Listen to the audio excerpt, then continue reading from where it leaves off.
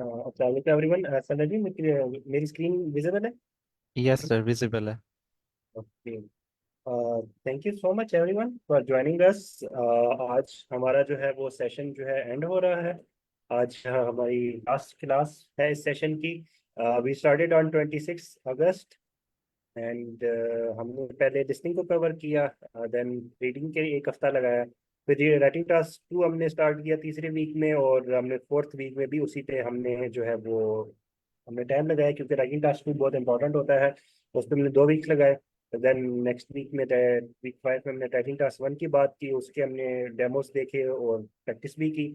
और इस वीक में हमने स्पीकिंग की बात की, और आज जो है वो हमारा आखिरी दिन है। तो आज हमारे साथ एक बहुत ही स्पेशल गेस्ट हैं, मैम सना रजा। तो मैं थोड़ा सा बताना चाहूँगा कि मैम सना थी, मैम फातिमा और सर मीर हमजा केतरान, इनका एक बहुत अच्छा सेशन था, इन्होंने मई और जून के अंदर कंडक्ट किया था। आइल्स का 9 AM पे सुबह होता था। तो वो मेरा भी काफ़ी फेवरेट था, और बाकी बहुत सारे लोगों का भी काफ़ी फेवरेट रहा है, और उससे बहुत कुछ लोगों को मतलब मुझे तो बहुत हेल्प किया उसने। और बहुत अच्छा एक सेशन था, और बहुत कुछ सीखने को मिला। और वही सारी चीज़ें जो है वो आज मैं इस सेशन के थ्रू मैंने और सर नजमी ने आप लोगों तक फॉरवर्ड की। तो I am really delighted and happy कि मैम सना ने जो है वो रिसेंटली आइल्स का टेस्ट दिया, और उसमें मैम ने ओवरऑल 7.5 बैंड दिए। और स्पेशली स्पीकिंग में जो है मैम का 7.5 बैंड है। तो क्योंकि इस वीक हम स्पीकिंग की बात कर रहे थे, तो इस हिसाब से मैम जो है मैम सना जो है वो अपना एक्सपीरियंस शेयर करेंगी। तो thank you so much ma'am Sana for joining, and over to you. No worry sir. Okay so मैं स्लाइड स्टार्ट करती हूँ, और आप लोग अगर कोई भी क्वेश्चन हो तो आप लोग मुझे बीच में इंटरप्ट करके वो क्वेश्चन पूछ लीजिएगा।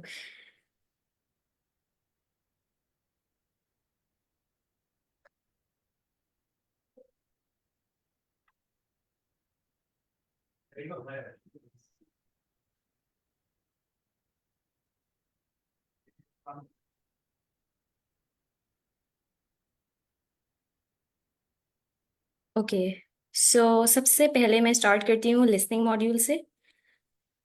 अच्छा, लिसनिंग बहुत सारे लोगों को लगता है कि वो इजी है, नो डाउट वो इजी है, बट बहुत सारे मसले भी आते हैं यहाँ पे। सबसे पहला मसला जो मेरा मसला था वो ये था कि मैं फोकस नहीं कर पाती थी 10 मिनट बाद या 20 मिनट बाद। पता नहीं जहन खुद ब खुद दूसरी चीजें सोचने लगता था और फोकस फिर गायब हो जाता था, और इसी चक्कर में मेरे जो ब्लैंक्स होते थे या एमसीक्यूज होते थे वो मिस हो जाते थे। ठीक है, तो उसका मैंने ये सॉल्यूशन निकाला था कि कुछ पॉडकास्ट होती हैं, आई गेस ये रिकमेंड भी की गई हैं इस सेशन में। ये पॉडकास्ट मैंने सुनना शुरू किया, और इंस्टेड ऑफ नॉर्मल स्पीड मैं सुनती थी इनको 1.75 पे या फिर 2x की स्पीड पे। पहले तो मुझे बिल्कुल भी समझ नहीं आया कि वो बोल क्या रहे थे। ठीक है, अब यहाँ ये जितने भी मैंने पॉडकास्ट लिखे हैं ना, ये सब यूजुअली यहाँ पे ब्रिटिश होते हैं। लाइक स्पीकिंग जो होती है उनकी, वो मोस्टली अमेरिकन एक्सेंट नहीं नहीं होता, ब्रिटिश एक्सेंट होता है। तो वो ऑफ कोर्स फायदा देता है, क्योंकि ज़्यादातर मुश्किल आती है ब्रिटिश में, क्योंकि वो थोड़ा डिफरेंट एक्सेंट होता है। अमेरिकन थोड़ा लाइक उनका जो स्पीकिंग स्टाइल होता है वो सिंपल होता है, वो ज़्यादा उनकी समझ में आ रही होती है सब कुछ। ठीक है, तो यहाँ पे ये 6 मिनट के होते थे। ठीक है, और उसमें ये बताते थे, किसी न्यूज़ के बारे में बता रहे होते थे, और फिर एंड में कोई वोकेबलरी बता रहे होते थे। ये मैं सुनती थी, बट ज़्यादा मेरा फोकस होता था क्राउड साइंस पे। इसमें ना बेसिकली 30 मिनट्स या 26 मिनट्स की होती थी, और यहाँ पे वो एक पूरी डॉक्यूमेंट्री काइंड ऑफ एक पूरा टॉपिक डिस्कस कर रहे होते थे। मल्टीपल स्पीकर्स होते थे, जिस तरीके से पार्ट 2 और पार्ट 3 में होता है ना, कि पार्ट 2 में एक बंदा होता है या कोई भी होता है स्पीकर, और वो मुस्तकिल चीज़ें बोलता रहता है। तो क्राउड साइंस में ये होता था कि मल्टीपल स्पीकर्स होते थे, और वो एक दूसरे से बात कर रहे होते थे। ठीक है, तो आप फॉलो कर सकते थे, और ये बहुत ज़्यादा हेल्पफुल रहा था मेरे लिए। मैंने लास्ट के बस एक हफ्ते में स्टार्ट किया था, और मैं लिसनिंग की वजह से काफ़ी ज़्यादा परेशान थी। लाइक मुझे नहीं लगता था कि लिसनिंग में मेरे 8.5 आ जाएंगे। मोस्टली मैं स्टिक होती थी 8 पे, उससे ज़्यादा बहुत रेयरली ऐसा होता था कि 8.5 आए। लेकिन मेरे एग्जाम में 8.5 इसलिए आए क्योंकि मुझे लगता है कि मैंने पॉडकास्ट यहाँ से शुरू करना सुनना स्टार्ट किया था, और इससे मेरी लिसनिंग की स्किल्स बहुत ज़्यादा इंप्रूव हो गई थी। ठीक है, अब यहाँ पे मैंने लिख तो दिया है कि ये पॉडकास्ट है और आप ये सुन सकते हैं, बट अगर आपको लगता है कि आपका इनमें इंटरेस्ट नहीं है तो आप किसी भी पॉडकास्ट को उठा के सुन लें। यूट्यूब पे बहुत सारे होते हैं। अच्छा, और कोशिश करें कि आप ना वो जब सुन रहे हो तो उसको स्क्रीन पे जो भी लिखा हुआ आ रहा है ना उसको ना देखें, क्योंकि आपको लिसनिंग में भी आप नहीं देखेंगे, आप सिर्फ सुनेंगे। ठीक है, तो कोशिश करें कि जो वो बोल रहा है ना स्पीकर, बस आप उसको सुने। आप स्क्रीन पे लैपटॉप पे हैं तो उसको ना देखें, मोबाइल पे सुन रहे हैं तो उसको भी ना देखें। सब टाइटल्स अगर हो सके तो आप खोल लें, लेकिन उसको सिर्फ उसी वक्त देखें जब आपको कंफ्यूजन हो कि वो बोल क्या रहा है। ठीक है। अच्छा, अब यहाँ पे अगर आपका फोकस सॉरी अगर आपकी वीकनेस फोकस या अटेंशन की है तो उसके लिए पॉडकास्ट बेहतरीन है। अच्छा, अगर आपका मसला है अंडरस्टैंडिंग में, तो सबसे पहले आप ये करें कि आप अपना जो भी स्क्रिप्ट है उस स्क्रिप्ट को पढ़ें कि मसला क्या आ रहा है। क्या पार्ट 2 में मसला आ रहा है या पार्ट 3 में मसला आ रहा है। पार्ट 3 में हो सकता है कि आप इतनी ज़्यादा वो कन्वर्सेशन कर रहे होते हैं कि आप कभी कभी उसी में गुम हो जाते हैं और आपको समझ नहीं आ रहा होता कि वो अग्री में हमें जाना था या डिसएग्री में जाना था। ठीक है, तो मैंने ये सॉल्यूशन निकाला था इसका कि अग्री अगर होता था ना तो मैं बस उसी चीज को सुनती थी।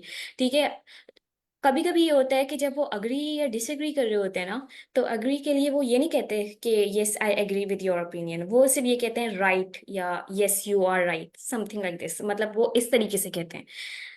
अच्छा, अब जो मैच द हेडिंग्स सॉरी जो ड्रैग एंड ड्रॉप होता है जिसमें मल्टीपल ऑप्शंस होते हैं और आपको मल्टीपल ऑप्शन से मैच करना होता है, उसके लिए कोशिश किया करें कि आप बहुत 3 या 4 बार उसको पढ़ें। अच्छा, अब तरीका क्या है, आई थिंक ये शायद मे बी इस सेशन में डिस्कस की गई हो, बट अगर नहीं की गई है तो मैं बता देती हूँ। अच्छा, जब भी आप लोग को टाइम मिले ना, लिसनिंग टेस्ट स्टार्ट हुआ है, उसने बोला है कि दिस इज द आइस लिसनिंग टेस्ट। ठीक है, यहाँ तक वो जो भी बोल रहा है, ठीक है, इसको ना सुने, डायरेक्ट आप चले जाएं पार्ट 2 में। ठीक है, पार्ट 2 में देखें कि एमसीक्यूज क्या है, उसको अगर आप हाईलाइटिंग करते हैं तो आप हाईलाइट कर लें, बस कीवर्ड्स को हाईलाइट करें, और उसके बाद जो है पार्ट 2 को सही से पढ़ लें। जब वो बोले ना कि अब जो है आप पार्ट 1 पे मूव ऑन कर जाएं, तब आपने पार्ट 1 पे जाना है, और उसके बाद इतना टाइम होता है कि आप 1 से लेके 10 तक जितनी भी ब्लैंक्स हैं उनको पढ़ सकते हैं। ठीक है, तो क्योंकि वो शुरू में थोड़ी सी बातें बोल रहे होते हैं कि मैं यहाँ गया था या फिर मैं वहां गई थी, वो ब्लैंक नंबर 1 पे आने से पहले ना एक दो थोड़ी सी बातें कर रहे होते हैं, तो उसमें आप 1 से 10 तक पढ़ लें जल्दी से, और एक्सपेक्ट या प्रिडिक्ट कर लें कि आंसर क्या होना चाहिए। अगर डॉलर साइन लिखा हुआ है तो ऑफ कोर्स इसका मतलब यही है कि वो कोई प्राइस बताएंगे, और फिर इसके बाद आपने ये कर लिया। ठीक है, उसके बाद क्या होता है, वो बोलते हैं कि 1 से 5 तक, ऐसा नहीं होता कभी भी कि वो 1 से 10 तक एक ही गो में बोल रहे होते हैं। 1 से 5 तक जो है आपने ब्लैंक्स कर ली। ठीक है, उसके बाद वो थोड़ा सा टाइम देते हैं और फिर वो बोलते हैं कि भाई आपने 5 से लेकर 10 तक पढ़ना है। जब वो 5 से लेकर 10 तक की बात करें ना तो आपने जाना है डायरेक्ट पार्ट 3 में। ठीक है, पार्ट 3 फिर आपने वहीं पे, क्योंकि एमसीक्यूज होते हैं वहां पे अगेन, तो एमसीक्यूज आपने हाईलाइट करने हैं, सही से समझ लेना है कि वो बेसिकली बोलना क्या चाह रहा है, वो पूछना क्या चाह रहा है आपसे। कोशिश करें कि क्वेश्चन को आप बहुत ज्यादा गौर से पढ़ें, क्योंकि क्या होता है कि कभी कभी आप कीवर्ड मिस कर देते हैं। कुछ कन्वर्सेशंस होती हैं उसमें ये होता है कि आपने, ये बंदा उससे एग्री कर रहा था। ठीक है, अगर आपने वो अग्री वाली या वो सही से क्वेश्चन नहीं पढ़ा ना तो चांसेस हैं कि आप गलत मार्क करें। ओके, सो उसके बाद आपने क्या करना है कि जब वो पार्ट 3 आपने पढ़ लिया उस ब्रेक में, ठीक है, उसके बाद जब आपको बोले ना कि अब यहाँ से कन्वर्सेशन पार्ट 1 की स्टार्ट होगी, तो फिर वहीं पे आप पार्ट 3 पढ़ना बंद कर दें और पार्ट 1 में चले जाएं। ठीक है, अब पार्ट 1 आपका कंप्लीट हो गया, ठीक है। जैसे ही वो खत्म करे ना, फौरन पार्ट 2 पे चले जाएं और जल्दी से दोबारा, क्योंकि अब आप पहली बार नहीं पढ़ रहे, अब आप ये पढ़ रहे हैं पार्ट 2 दूसरी बार, ठीक है। तो ज्यादा चांसेस हैं कि आपका जो जहन है, वो जो भी आपने पहले पार्ट को स्टार्ट करने से पहले पढ़ा था, वो आपका जहन, लाइक उसके आपके जहन में होगा सब कुछ, ठीक है। और अब आप दूसरी बार रिवाइज कर रहे हैं, तो चांसेस हैं कि आपके ऑलमोस्ट सारे जो हैं सही होंगे, ठीक है।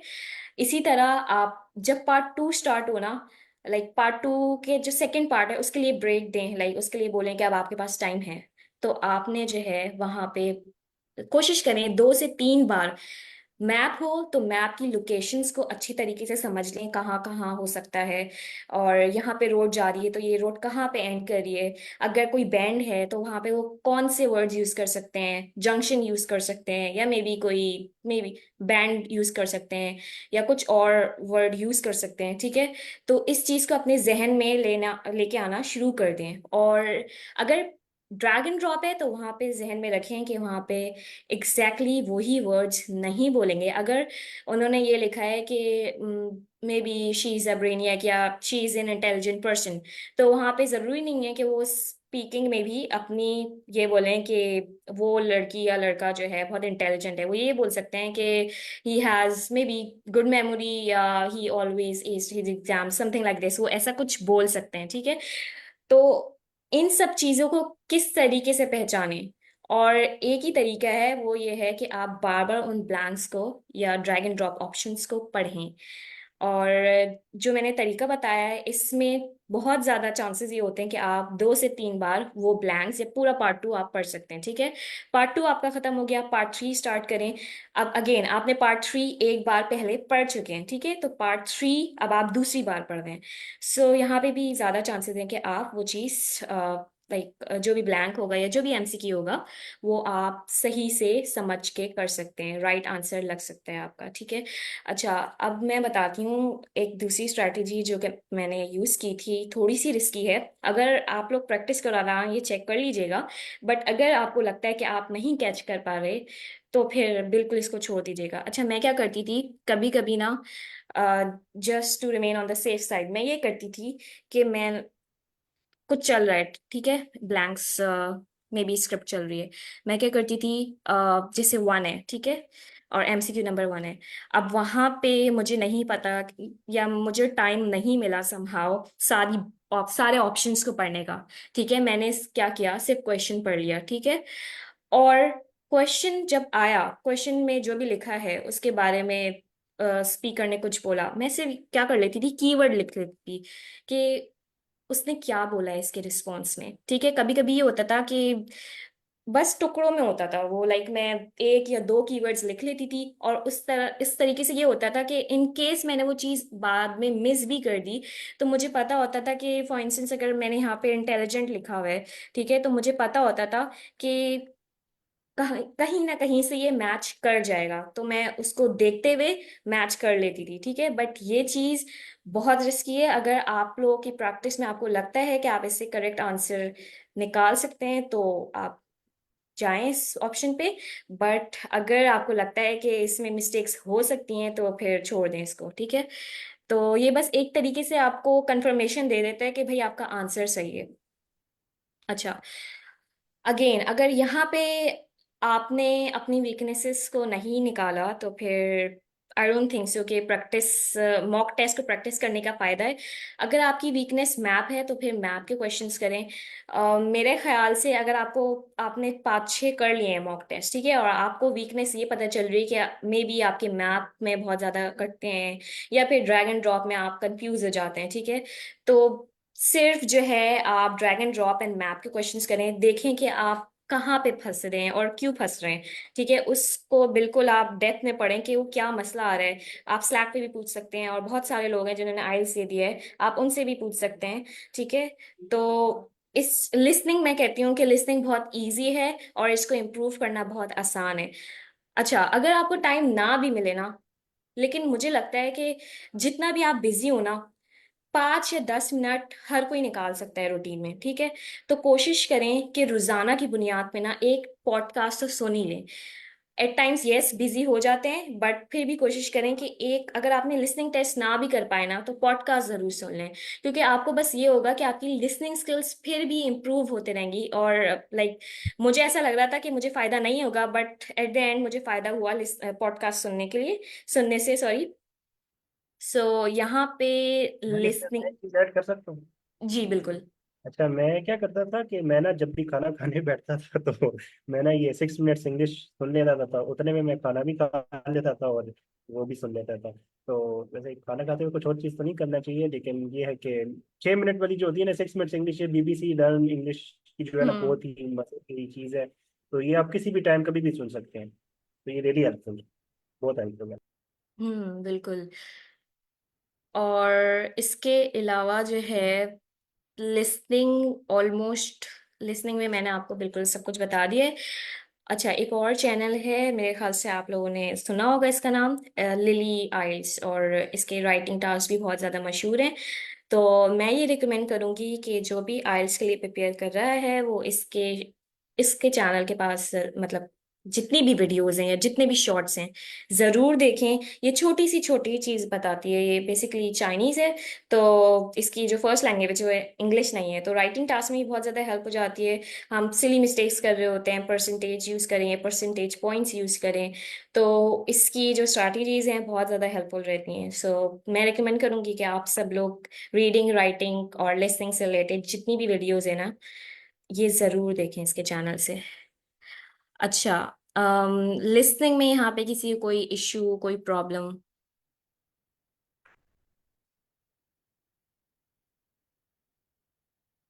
आप लोग माइक अनम्यूट करके पूछ सकते हैं।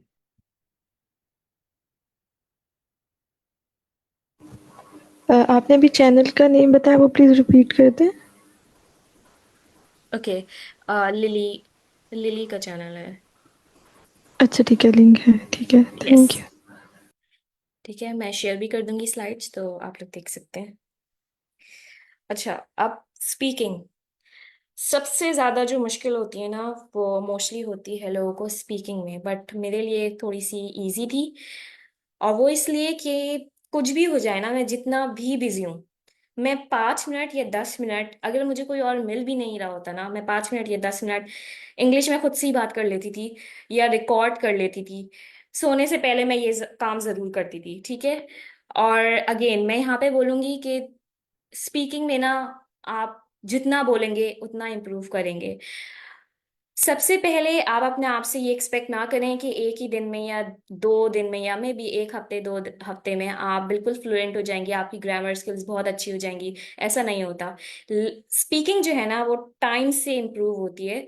आपकी रीडिंग स्किल्स, लिसनिंग स्किल्स भले इम्प्रूव हो जाती हैं, बट राइटिंग और स्पीकिंग स्किल्स जो होती है ना वो लेती हैं अच्छा खासा, लाइक टाइम लेती हैं, वो प्रैक्टिस लेती हैं अच्छा खासा आपका। अच्छा, तो यहाँ पे अगर आपने अपनी स्पीकिंग की स्किल्स इंप्रूव करनी है ना, तो जैसे मैंने बताया पहले, बोलें, इंग्लिश में बोलें, भले टूटी फूटी आप इंग्लिश बोलें, बट बोलें इंग्लिश में, ठीक है।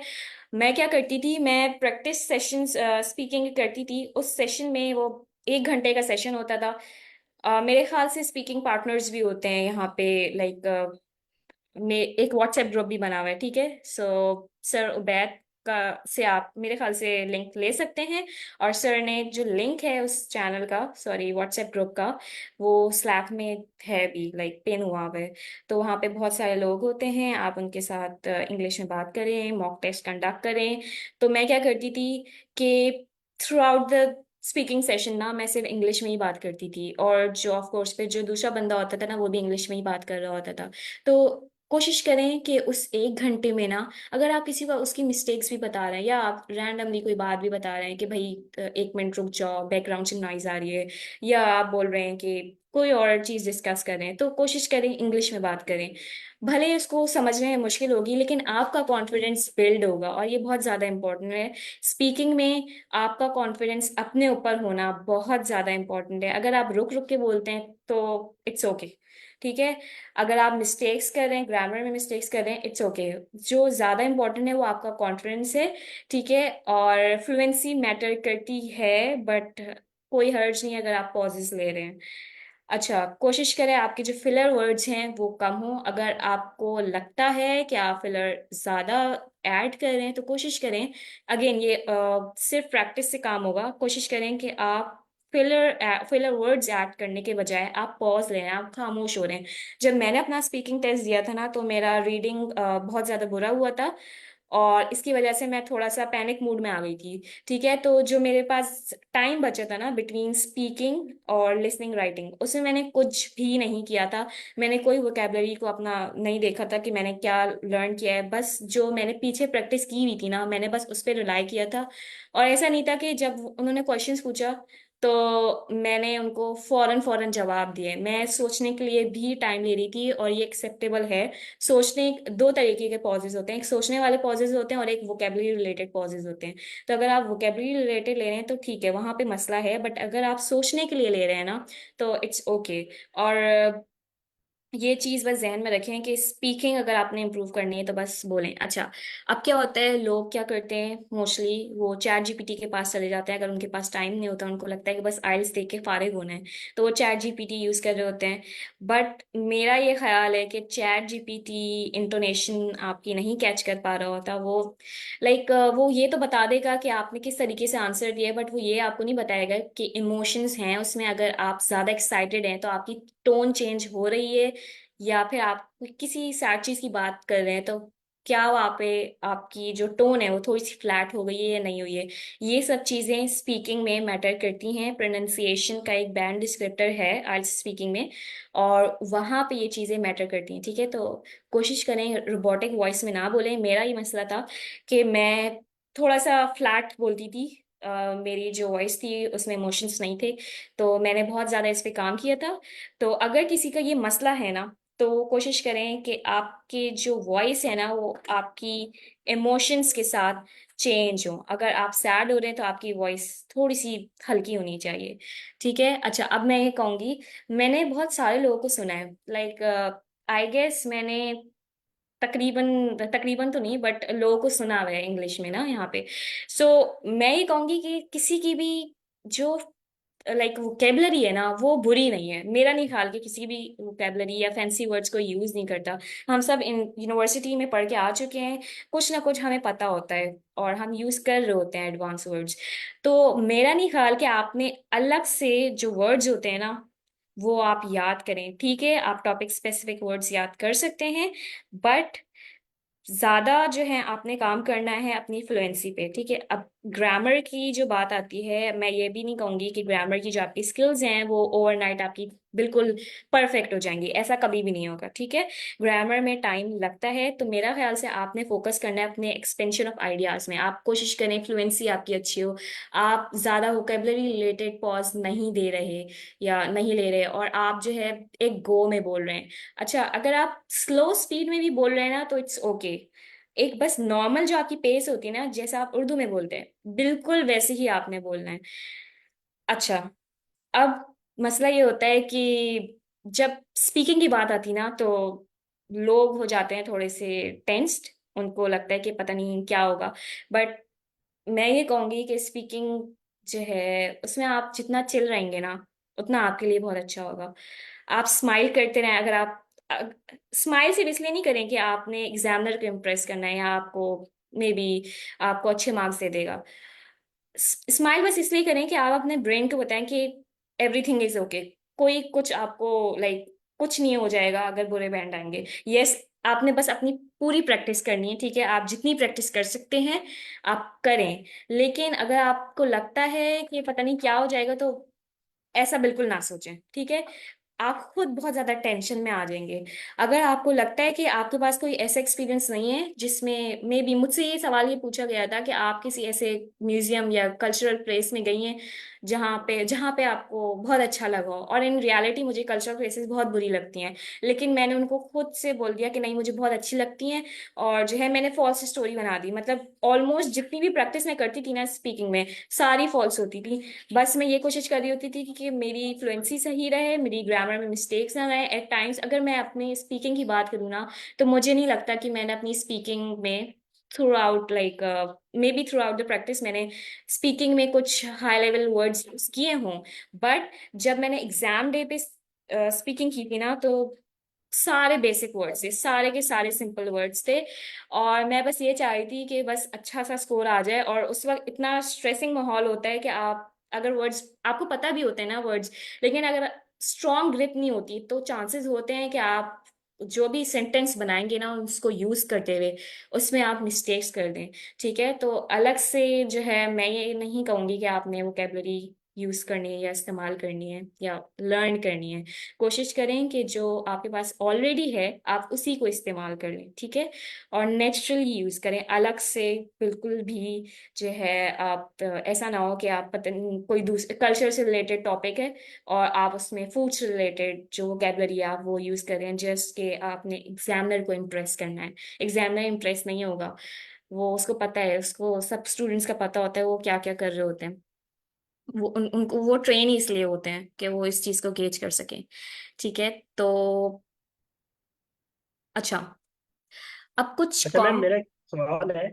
जी जी, मैम, आपका सेम डे पे था स्पीकिंग टेस्ट? बिल्कुल सेम डे पे था। तो मैम आप क्या रिकमेंड करेंगी कि अगर स्पीकिंग टेस्ट जो है हम अलग से दिन, अलग नेक्स्ट डे अगर बुक कर लें तो वो चीज़ ज़्यादा बेहतर रहती है? क्योंकि मैं अगर अपने केस की बात करूँ तो मेरा भी सेम डे था स्पीकिंग का, तो उसमें 3-4 घंटे का गैप था। तो जब मैं स्पीकिंग के लिए गया तो मैं जो है तकरीबन भूल गया कि स्पीकिंग का क्या पैटर्न होता है, मैंने क्या फॉलो करना है। मैंने अपने क्वेश्चंस को जो है वो एम्फेसाइज करना है, उन पे एग्जांपल्स देनी है, तो मैं बहुत कैजुअल आंसर्स मैंने दिए। तो मैंने फिर जब ये कि अपना एक्सपीरियंस शेयर किया तो मैंने ये रिकमेंड किया था कि आप अपना स्पीकिंग टेस्ट जो है वो किसी और दिन, मतलब नेक्स्ट डे बुक कर लें। तो आपकी इस बारे में क्या राय है? और आप थोड़ा सा ना स्पीकिंग के जो पैटर्न है उसके ऊपर भी थोड़ा सा अगर हाईलाइट करें कि किस तरीके से आंसर देने हैं, आई गेस वो अब आपने इधर शेयर करेंगे। हम्म। अच्छा, सर, मेरा ये मसला था कि सेंटर मेरा काफी दूर था, तो इस वजह से मुझे था कि एक ही दिन मैं दे दूं। बट उस ब्रेक के दौरान अगर आप चाह भी रहे ना कि एक दिन में दे के आप खत्म करें, तो उस ब्रेक जो आपको लिसनिंग रीडिंग और स्पीकिंग के बिटवीन जो ब्रेक होता है ना उसमें आपने सेंटर पे नहीं रुकना। ठीक है, सेंटर पे नहीं रुकना, आपने जाना है कहीं बाहर अच्छी जगह, कैफे चले जाएं या मॉल चले जाएं।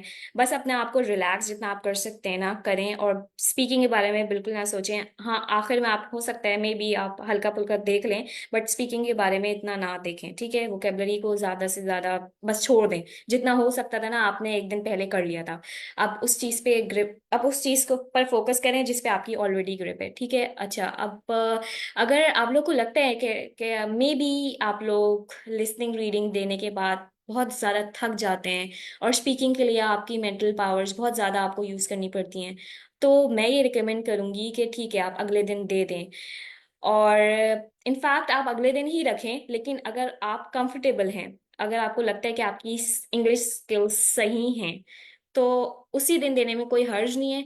बट मैं ये कहूँगी कि अगले दिन दे दें, लाइक 70% ऑफ द केसेस में आप अगले दिन दे दें। अगर अच्छा आपको मैम, इसमें मैं एक बात ऐड कर सकता हूँ। जी बिल्कुल। वो ये है कि जैसे ब्रिटिश काउंसिल में मैंने अपना वो कराया हुआ है टेस्ट, तो स्पीकिंग पहले हो जाती है। ये नहीं होता कि आपने स्पीकिंग अगले दिन होती है, स्पीकिंग पहले दिन हो सकती है, यानी कि बिफोर लिसनिंग रीडिंग राइटिंग। बस मैं ये ऐड करना चाह रहा था कि आप पहले रख सकते हैं। अगर सेम डे पे रखेंगे तो आप आगे पीछे कर सकते हैं टाइम, मतलब स्पीकिंग पहले कर लें सेम डे पे या स्पीकिंग बाद में कर लें, ऐसे हो सकता है। ये भी कर सकते हैं, बट पता नहीं, मुझे ऐसा लगता है कि अगर स्पीकिंग बाद में होना तो वो ज्यादा बेहतर है। टेंशन इतनी होती है उस दिन कि अगर आपका लिसनिंग रीडिंग पहले हो जाए ना तो ज्यादा बेहतर है कि आप एक चीज से फारिग हो जाएं और फिर आपका बस एक लास्ट का मॉड्यूल रह सके जो कि स्पीकिंग का है। तो अच्छा, ठीक हो ओके। गया। अच्छा मैम, मैं इसमें एक चीज़, मैम ने बहुत अच्छा पॉइंट जो है हाईलाइट किया कि आपने ना, अगर आपका सेम डे पे है तो आपने सेंटर पे नहीं रुकना। मेरे से क्या मिस्टेक हुई थी, मैं गया बाहर, मैंने कहा कि मैं लंच वगैरह कर आता हूँ। लंच करने के बाद मैं वापस आ गया सेंटर में, और मैं वहीं बैठा रहा। तो ये एक बहुत नेगेटिव उसका इम्पैक्ट हुआ कि वहाँ लोग जिस तरह की बातें कर रहे थे नेगेटिवली, कि ये तो इस तरह कर देते हैं, तो उसका भी एक इम्पैक्ट पड़ता है। तो ये मैम ने बहुत अच्छा पॉइंट रेज किया है कि आपने जो है ना, अगर आप सेम डे में कर रहे हैं तो आप सेंटर में मत रुकें, आप जाएं बाहर, किसी अच्छी जगह पे जाएं, रिलैक्स करें। उससे आपका माइंड बहुत अच्छे से रिलैक्स हो जाएगा और वो चीज़ बहुत हेल्पफुल करेगी। अच्छा, यहाँ मैं एक छोटा सा एनेक्डोट शेयर करूंगा सर शहीर का। तो मैम ने जो लास्ट पॉइंट ऐड किया था ना लास्ट स्लाइड में, कि surround your self with English. तो जो हमारा व्हाट्सएप ग्रुप है, मैं कहूँगा कि उसमें वो एक only he was the only person कि हर रात 9 बजे वो जो है ना सेशन लेके बैठे होते थे, और कभी कभी 10 बजे तक चले जाते थे, और जितने भी लोग उनके साथ ज्वाइन कर रहे होते थे वो उनका जो है वो कंडक्ट कर रहे होते थे, जो है खुद भी दे रहे थे और दूसरों का भी। उसके अलावा वो डिस्कॉर्ड चैनल था, उधर भी होते थे, चैट जीपीटी के साथ अलग बात करते थे। तो ऐसा हुआ कि एक दिन उनके फादर उनको जगाने आए कि बेटा उठ, जो सुबह की हो गई है। तो उन्होंने कहा कि yes yes father, I am coming, just 5 minute. तो उनके घर में बड़ा उनका मजाक बना कि यार ये बंदा इतना इंग्लिश कर रहा है कि ये तो सोते वक्त भी इंग्लिश बोलता है। तो इस लेवल की अगर आपकी डेडिकेशन हो तो फिर जो है वो सर के 8 बैंड्स आए थे। तो ये चीज़ है कि आप जितना जो है वो करेंगे एफर्ट, तो you will bear the fruit of it. अच्छा, उनके ओवरऑल 8 बैंड थे, स्पीकिंग में उनके 7 थे। Yes sir. Okay. Okay so अच्छा, सर ने डिस्कॉर्ड की बात की तो yes, I guess sir Najmi ने शेयर किया था वो लिंक डिस्कॉर्ड पे। यस, एक आइल्स प्रिपरेशन का एक सर्वर है, वहाँ पे बहुत सारी, मैं तो कहूँगी कि बहुत सारे लोग हैं हर जगह से, ठीक है। और वो अपनी टिप्स भी मतलब बता रहे होते हैं, एग्जाम के क्वेश्चंस होते हैं वो भी डिस्कस कर रहे होते हैं, वहाँ पे हर वक्त कोई ना कोई अवेलेबल होता है स्पीकिंग के लिए।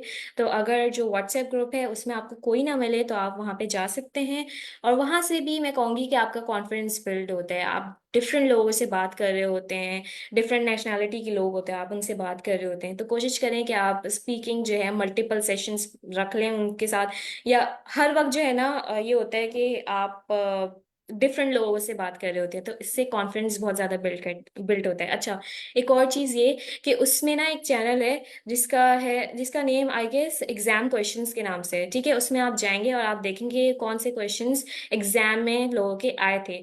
इत्तेफाक ये हुआ था कि मैंने बस एक दिन, मैं ऐसे देख रही थी और एक पैसेज था जो कि एक बंदे ने लिखा हुआ था, बस टॉपिक लिखा हुआ था, ठीक है। मैंने उसको सर्च किया था गूगल पे, और एग्जैक्टली वही पैसेज मेरे पास एग्जाम में आया था। फर्स्ट पैसेज वही था, सेकंड पैसेज जो था वो भी ऑलरेडी किसी ने और ने उसके उनका बहुत पहले हुआ था आइल्स का एग्जाम, तो उसके पास आ चुका था, ठीक है।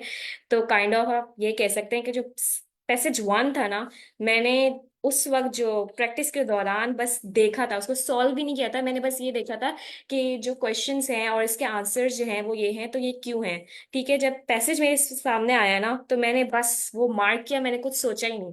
मैं वैसे भी पैनिक मूड में आ चुकी थी, तो उस वक्त मैंने बस पैसेज वन को जल्दी जल्दी से कंप्लीट किया, और उसके बाद सेकंड भी गई, तो सेकंड भी ऑलरेडी मेरा पहले से देखा हुआ था, तो मैंने उसको भी जल्दी से सॉल्व किया, ठीक है। तो इस इन सब चीज़ों को ना आप देखते चलें, आप अपनी प्रिपरेशन में इंक्लूड करें इन सब चीज़ों को, डिस्कॉर्ड के चैनल को ज्वाइन करें, और इसके अलावा रेडिट पे भी एक कम्युनिटी है, वहाँ पे भी बहुत सारे लोग होते हैं, टीचर्स भी होते हैं कुछ।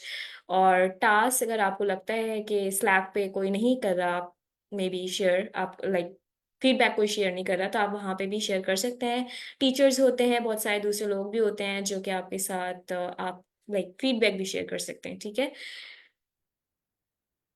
अच्छा, कुछ कॉमन मिस्टेक्स की मैं बात करूंगी। अम, मुझे लगता है कि एट टाइम्स फ्लुएंसी इतनी बुरी नहीं होती और ग्रामर स्किल्स इतनी बुरी नहीं होती जितनी आप सिली मिस्टेक्स में अपने मार्क्स कटवा देते हैं।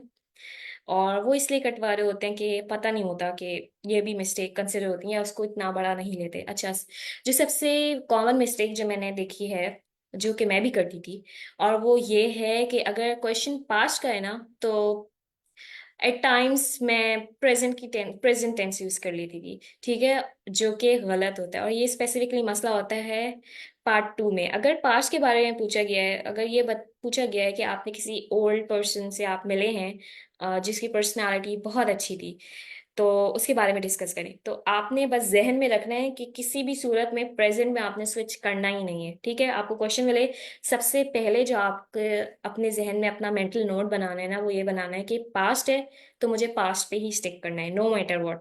आपने प्रेजेंट की बात करनी ही नहीं है, आपने बस पास्ट की बात करनी है, ठीक है। तो ये बहुत कॉमन मिस्टेक है और इस मिस्टेक को अवॉइड करना बहुत ज़्यादा ज़रूरी है। छोटे छोटे पॉइंट्स होते हैं जो कि हम सब मिस कर देते हैं, उसकी वजह से जो स्कोर होता है ना वो 8 से 7.5, 7.5 से 7 हो जाता है, ठीक है। अच्छा, कभी कभी एट टाइम्स ये होता है कि पार्ट 2 में आइडियाज हमारे पास खत्म हो जाते हैं, ठीक है। तो मैं ये करती थी कि मैं फ्यूचर की बात कर लेती थी कि फॉर इंस्टेंस उन्होंने कुछ ये बोला है कि किसी ओल्ड पर्सनालिटी से आप मिले हैं, वही जिस सवाल मैंने पहले किया था कि ओल्ड पर्सनालिटी से आप मिले हैं और वो पास्ट में, ठीक है। अब मैंने सारी बात कर ली, सारे पॉइंट्स सारे क्वेश्चंस आंसर कर दिए। उसके बाद फिर मुझे समझ नहीं आ रहा कि अब मैं क्या बोलूं, ठीक है। तो मैं फ्यूचर की बात करना शुरू कर देती थी कि मैं अब अच्छा अब यहाँ पे मुझे टेंस स्विच करना है, क्योंकि अब मैं फ्यूचर की बात कर रही हूँ। कि मैं ये बोलती थी कि भाई अब जो है अगर मैं उस पर्सन से फ्यूचर में मिलूंगी ना तो मैं उनसे ये बात करूंगी या वो बात करूंगी या इस चीज के बारे में एडवाइस लूंगी। तो इस तरीके से आपने अपने आइडियाज ऐड करने कोशिश करें कि पूरा 2 मिनट आप बोलें, और जब तक आपको एग्जामिनर ना रोके ना तब तक खुद से आपने नहीं रुकना, ठीक है। एग्जामिनर आपको इंटरप्ट करेगा तो इट्स ओके, खुद से नहीं मैम पूछना। इधर मेरा एक क्वेश्चन है कि आप कंटिन्यूअसली स्पीक कर रही थी और उन्होंने रोका था, या फिर आपने खुद ही आंसर कंप्लीट कर दिया था? अच्छा, पार्ट 2 में उन्होंने खुद मुझे रोका था, पार्ट 1 में बस एक बार उन्होंने इंटरप्ट किया था। पार्ट 1 मेरा बड़ा था क्योंकि मैंने इसमें थोड़े से लॉन्ग आंसर्स दे दिए थे, बट वो मुझे स्टॉप नहीं कर रही थी, ठीक है। तो पार्ट 1 में बस एक बार उन्होंने किया। अच्छा, पार्ट 3 में एक और बात मैं बताती हूँ। पार्ट 3 में ये हुआ था कि आई गेस से 3 क्वेश्चंस मुझसे किए थे, और जो लास्ट क्वेश्चन था वो बहुत ही वियर्ड सा था। एक तो कल्चर का टॉपिक था, मुझे ज़्यादा इसके बारे में नॉलेज ही नहीं थी। मैं जो भी बोल रही थी वो बस जो भी जहन में आ रहा था ना, फॉल्स आ रहा था ट्रू आ रहा था, जो भी आ रहा था जहन में मैं बोल रही थी। पार्ट 3 में लास्ट में ये हुआ था कि मुझे एक क्वेश्चन समझ नहीं आया था, पता नहीं उन्होंने क्या किया था कि कंट्रीज के कल्चर का इंटरनेशनल लेवल पे क्या क्या इंपॉर्टेंस होती है, क्या पर्पस होता है, कुछ इस तरीके से। तो मैंने बजाय इसके कि मैं कुछ गलत जवाब देती, मैंने उनको इंग्लिश में ही, ये एक तरीका होता है कि आप उनको बताएं कि भाई हमें इंग्लिश आती है, हम बोल सकते हैं इंग्लिश में इनसे उस क्वेश्चन को रीफ्रेस करके पूछा था कि क्या आपका मतलब ये है। तो उन्होंने फिर बताया था कि नहीं, मेरा मतलब ये नहीं है, मेरा मतलब कुछ और है, ठीक है। तो जब जैसे ही मैंने बोलना शुरू किया ना, मेरे ख्याल से मैंने सिर्फ 2 सेंटेंसेस बोलेंगे, उन्होंने मुझे स्टॉप कर दिया। उन्होंने कहा ठीक है, आपका स्पीकिंग टेस्ट कंप्लीट हो गया, ठीक है। तो अगर आपको क्वेश्चन समझ नहीं आ रहा ना तो आप पूछ सकते ओके। हैं कि ओके, यानी कि वो इतना कोऑपरेटिव हैं कि हम दोबारा क्वेश्चन पूछें? एग्जैक्टली exactly, मैम आप कर सकते हैं जी। मैं यहाँ पे एक चीज़ ऐड करना चाहूँगा। पहले तो ma'am thank you very much for the session and congratulation on the score, it is a very good score. हाँ, मैं मुझे ना क्या कहते हैं, मैं भी जब बोल रहा था ना, तो एक जो ये जो पार्ट 2 लिखा हुआ है ना यहाँ पे, क्या कहते हैं, out of ideas in part 2, तो ये मैंने मैम सना रजा के सेशन से ही ये एक फीडबैक है सीखा था कि फ्यूचर के बारे में बोलो। सो जब उन्होंने मुझे क्यू कार्ड दिया था तो मैं बोलना शुरू हो गया था, मैं बड़ा जल्दी बोलना शुरू हो गया था टाइम से भी पहले। सो आई वेंट ब्लैंक। उसकी वजूहत हैं, अब हम उनमें नहीं जाते, सेशन उस हवाले से नहीं है। पर ये जो फ्यूचर वाली चीज़ है ना, ये मैंने ट्रेन की थी तो मैं स्विच हो गया। तो फिर मैं ब्लैंक हो गया था, फिर उन्होंने बोला बोलो, हाथ से इशारा किया, और बोलो, तो मैंने फ्यूचर से कनेक्ट कर दिया। एंड हाँ, इन्होंने मुझे भी पार्ट 3 में एक ऐसा ही अजीब सा सवाल किया था, थोड़ा फिलोसॉफिकल सवाल था। तो फिर मैंने पूछा, फिर मैंने ये जो टेक्निक है ना कि आपको समझ नहीं आया आप रिफ्रेश करके पूछो, बजाय हम्म। से कि यू डायरेक्टली से समथिंग। वैसे आप बोल सकते हो, बोल रहे बात नहीं है, लेकिन कहीं से भी हिंट नहीं जाना चाहिए कि आपको कोई इंग्लिश समझ नहीं आई। हम्म। सो ये एक चीज़ थी। एंड मैम मेरा एक आपसे क्वेश्चन है कि आपने GEL आइल्स के अंदर जो ये क्या कहते हैं डिजायर्ड बैंड जो डालते हैं वो कितना डाला था? डिजायर्ड तो मैंने 8.5 डाला था। सही है। सर इसका क्या मतलब है? मतलब इससे क्या कोई फर्क पड़ता है? हाँ, अम नहीं, मैं ऐसे ही पूछ रहा था। अच्छा अच्छा, ठीक। दाल ऐसे आप डाल सकते हैं अगर आप डालना चाहें। और ये सर ने जो बात की है जेल टेस्ट जो है बेसिकली, यहाँ पे मैं ये बोलूँगी कि आपने टास्क करने, ठीक है, राइटिंग टास्क करने हैं, और देखना है कि अगर मेरे पास ये ओपन हो जाए। ओके, सो अच्छा, मैं आपको ऐसे ही बता देती हूँ, आपने राइटिंग टास्क करने हैं। मैं और शेयर कर देता हूँ अगर आप कहती हैं तो। जी, आप शेयर करें, मुझे बस एक चीज़ बतानी है उसमें। ठीक है, जस्ट अ सेकेंड मैम।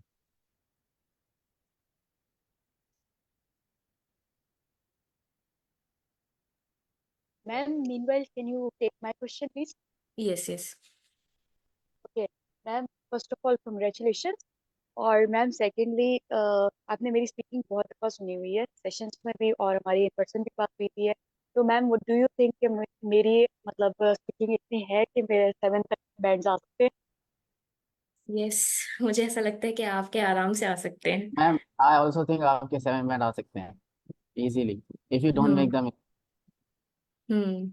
बस जो मिस्टेक्स आपको पहले से बताई गई हैं कि आप करती हैं, आप बस उसको ओवरकम कर लें और फिर आसानी से आपके आ सकते हैं।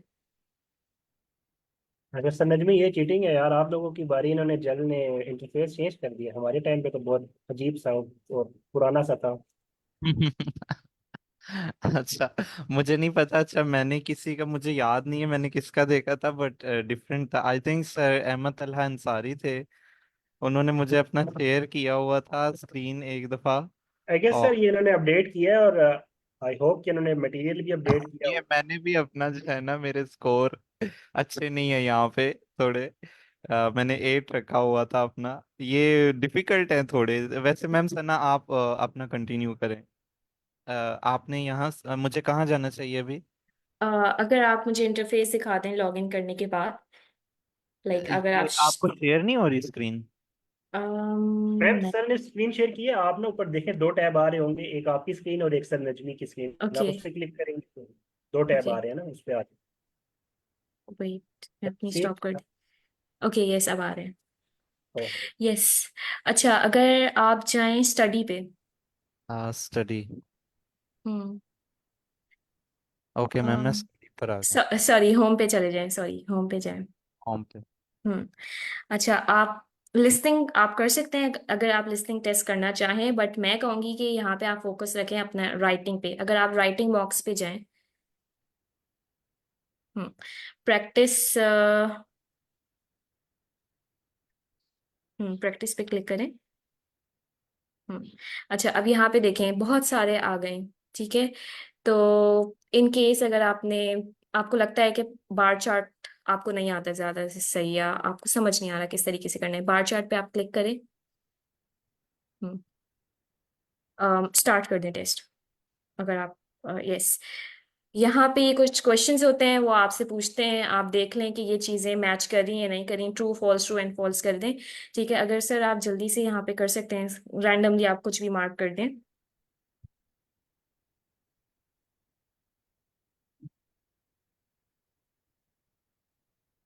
ये तो ज्यादा ही गलत हो गया। नो इश्यू, आप नेक्स्ट कर दें। ओके, ठीक स्टार्ट है, कर। Start writing. अच्छा, यहाँ पे अगर आपके पास कोई 150 वर्ड्स का कोई पैसेज अगर लिखा हुआ है, तो अगर आप डाल सकते हैं तो इट्स वेरी गुड। अगर, क्योंकि मुझे एक चीज़ दिखानी है, सैम्पल्स असल में। अभी किया था। मैंने अभी किया था, 1 मिनट। राइटिंग टास्क 2 है ये। जस्ट सेकंड मैंने। आप कोई सा भी डाल दें, इट्स ओके। जी, मैं कोई सा भी डालता हूँ। अच्छा सर नजमी, जब तक ये काम कर लेते हैं, मैम सारा, मैंने आपसे ये पूछना था कि हमारे पास टाइम थोड़ा कम रह गया, तो नेक्स्ट सेशन में जो है वो आप लोगों का सेशन में अगर हम कंटिन्यू कर लें मैम की, काफ़ी स्लाइड्स रहती हैं। Sure sir. ठीक है। सर, डन कर दें। मैम सना, आप नेक्स्ट सेशन में कंटिन्यू कर लेंगे 2 PM वाले में, अगर आपके पास टाइम है तो। यस सर, मैं कर लूंगी। मैम हमारा तो क्योंकि टाइम खत्म हो गया, तो मैम आप ना 155 पे अगर हमें दे दीजिएगा, तो एंड पे हमने सही है, 14 हमें अगर दे दी। ठीक है। I have finished. आपको नीचे, यस मैम। एक्चुअली नीचे जो है ना, सैंपल्स नजर आएंगे जिसमें उन्होंने मार्क किया हुआ होगा। हिस्ट्री में जाएंगे हाँ, आप? हिस्ट्री, हिस्ट्री में तो मैं आ जाता हूँ। अच्छा, मुझे ये नहीं चले मैं हम्म, ये ना अभी टास्क वन का शो नहीं कर रहा अभी कुछ। जैसे मतलब ना ये शायद थोड़ी देर में अपडेट हो। एक मिनट मैं हम्म, रिफ्रेश हिस्ट्री में करता कोई हूँ। टास्क वन पड़ा है आपके पास? इधर मैंने टास्क वन किए थे। हाँ जी, ये टास्क वन ये रहा। सर ये इसको व्यू पे क्लिक करें। व्यू पे जब जाएंगे ना, तो जहाँ पे आपकी सबमिशन दिख रही होगी, सबमिशन के नीचे एग्जाम्पल आंसर होते हैं, ये अच्छा, रहे सबमिशन के ना। नीचे हम्म, अ, कौन सी चीज एग्जाम्पल एग्जाम्पल, और कोच। बिल्कुल। ओके। अब यहाँ पे आप जाएंगे ना तो आपको सारी चीजें नजर आएंगी। ये भी सर दानिश ने बताया था। तो उनका एक सेशन था जो कि मैंने लिया था, और उसमें सर ने बताया था कि हर टास्क के बैंड होंगे, और आपको फिर नजर भी आ जाएगा कि ये बैंड मिला है तो क्यों मिला है। अगर आप क्लिक करें, बैंड 8 दिया गया है तो क्यों बैंड 8 दिया गया है, तो वो यहाँ पे लिखा हुआ है। ठीक है, टास्क अचीवमेंट पूरी है, कोहेरेंस बिल्कुल सही है, लेक्सिकल रिसोर्सेज सही हैं। तो यहाँ पे आप कंपेयर कर सकते हैं। ठीक है, मैं क्या करती थी, जो प्रोसेस डायग्राम्स होती थी ना, उसमें बहुत सारी इन्होंने अच्छी चीज़ें बताई हुई थी बैंड 9 की।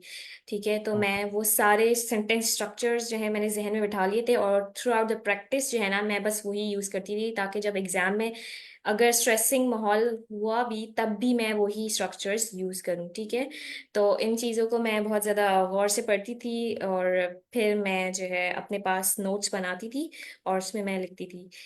अच्छा, यहाँ पे सारी आप गौर से ज़रूर पढ़िएगा कि इसमें अगर बैंड 7 दिया गया है तो बैंड 7 क्यों दिया गया है, 8 दिया गया है तो क्यों दिया गया है। ठीक हाँ है। मैम, ये इस तरह है कि शायद एग्जांपल ऐसे फॉर 5 to 6 बैंड, यानी कि फिर जो एम करना चाह रहे 8 to 9, तो वो ये वाले देखे है ना, ऐसे ही है। जी बिल्कुल ऐसे ही है। अच्छा अच्छा। ठीक है, तो राइटिंग में आपने ये करना है। अच्छा, और इसके अलावा ओके, मैं क्या शेयर कर सकती हूँ स्क्रीन? मैं स्टॉप कर दूं? ओके। ओके, मैं स्टॉप कर देता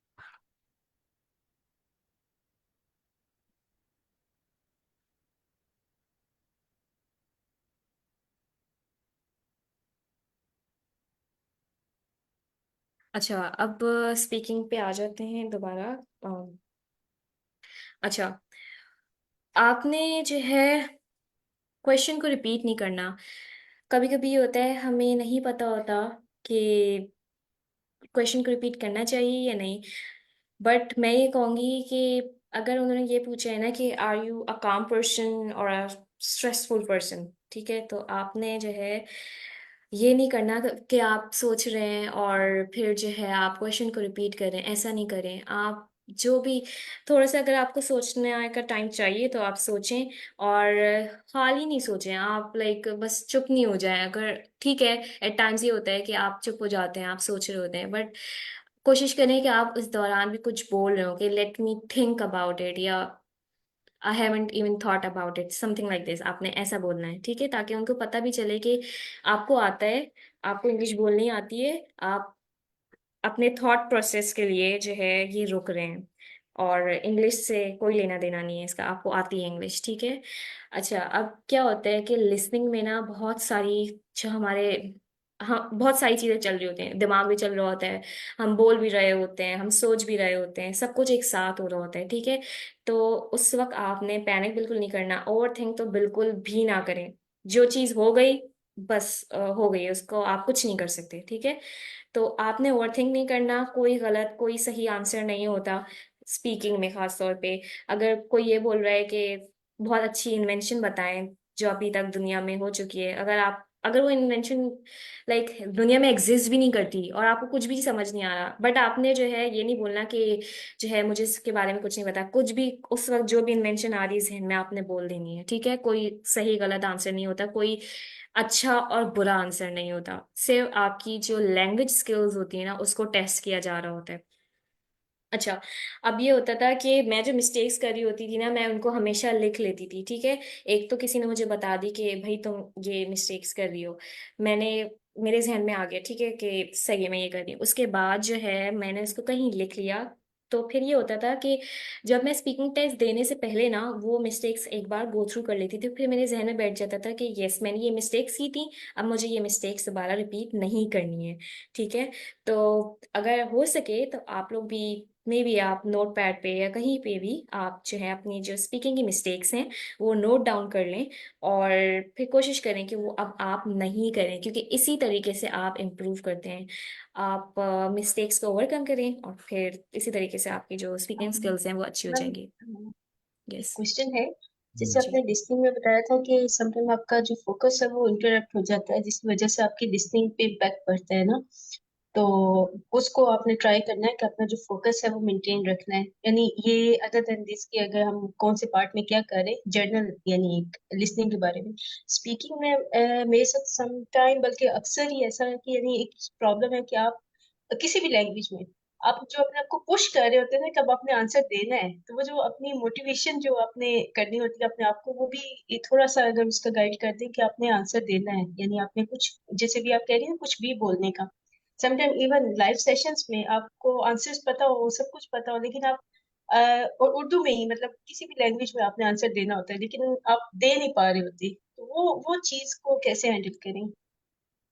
अच्छा, मुझे ऐसा लगता है कि इसका जो डायरेक्ट रिलेशन है ना वो आपके अपने कॉन्फिडेंस के ऊपर है, क्योंकि ये प्रॉब्लम मैंने भी बहुत फेस की है। आप, मुझे आंसर पता होता था बट मैं नहीं बोलती थी। अगर बहुत एक्सट्रीम केस हो जाता था मैं चैट में लिख देती थी वो आंसर, मैं बोलती नहीं थी।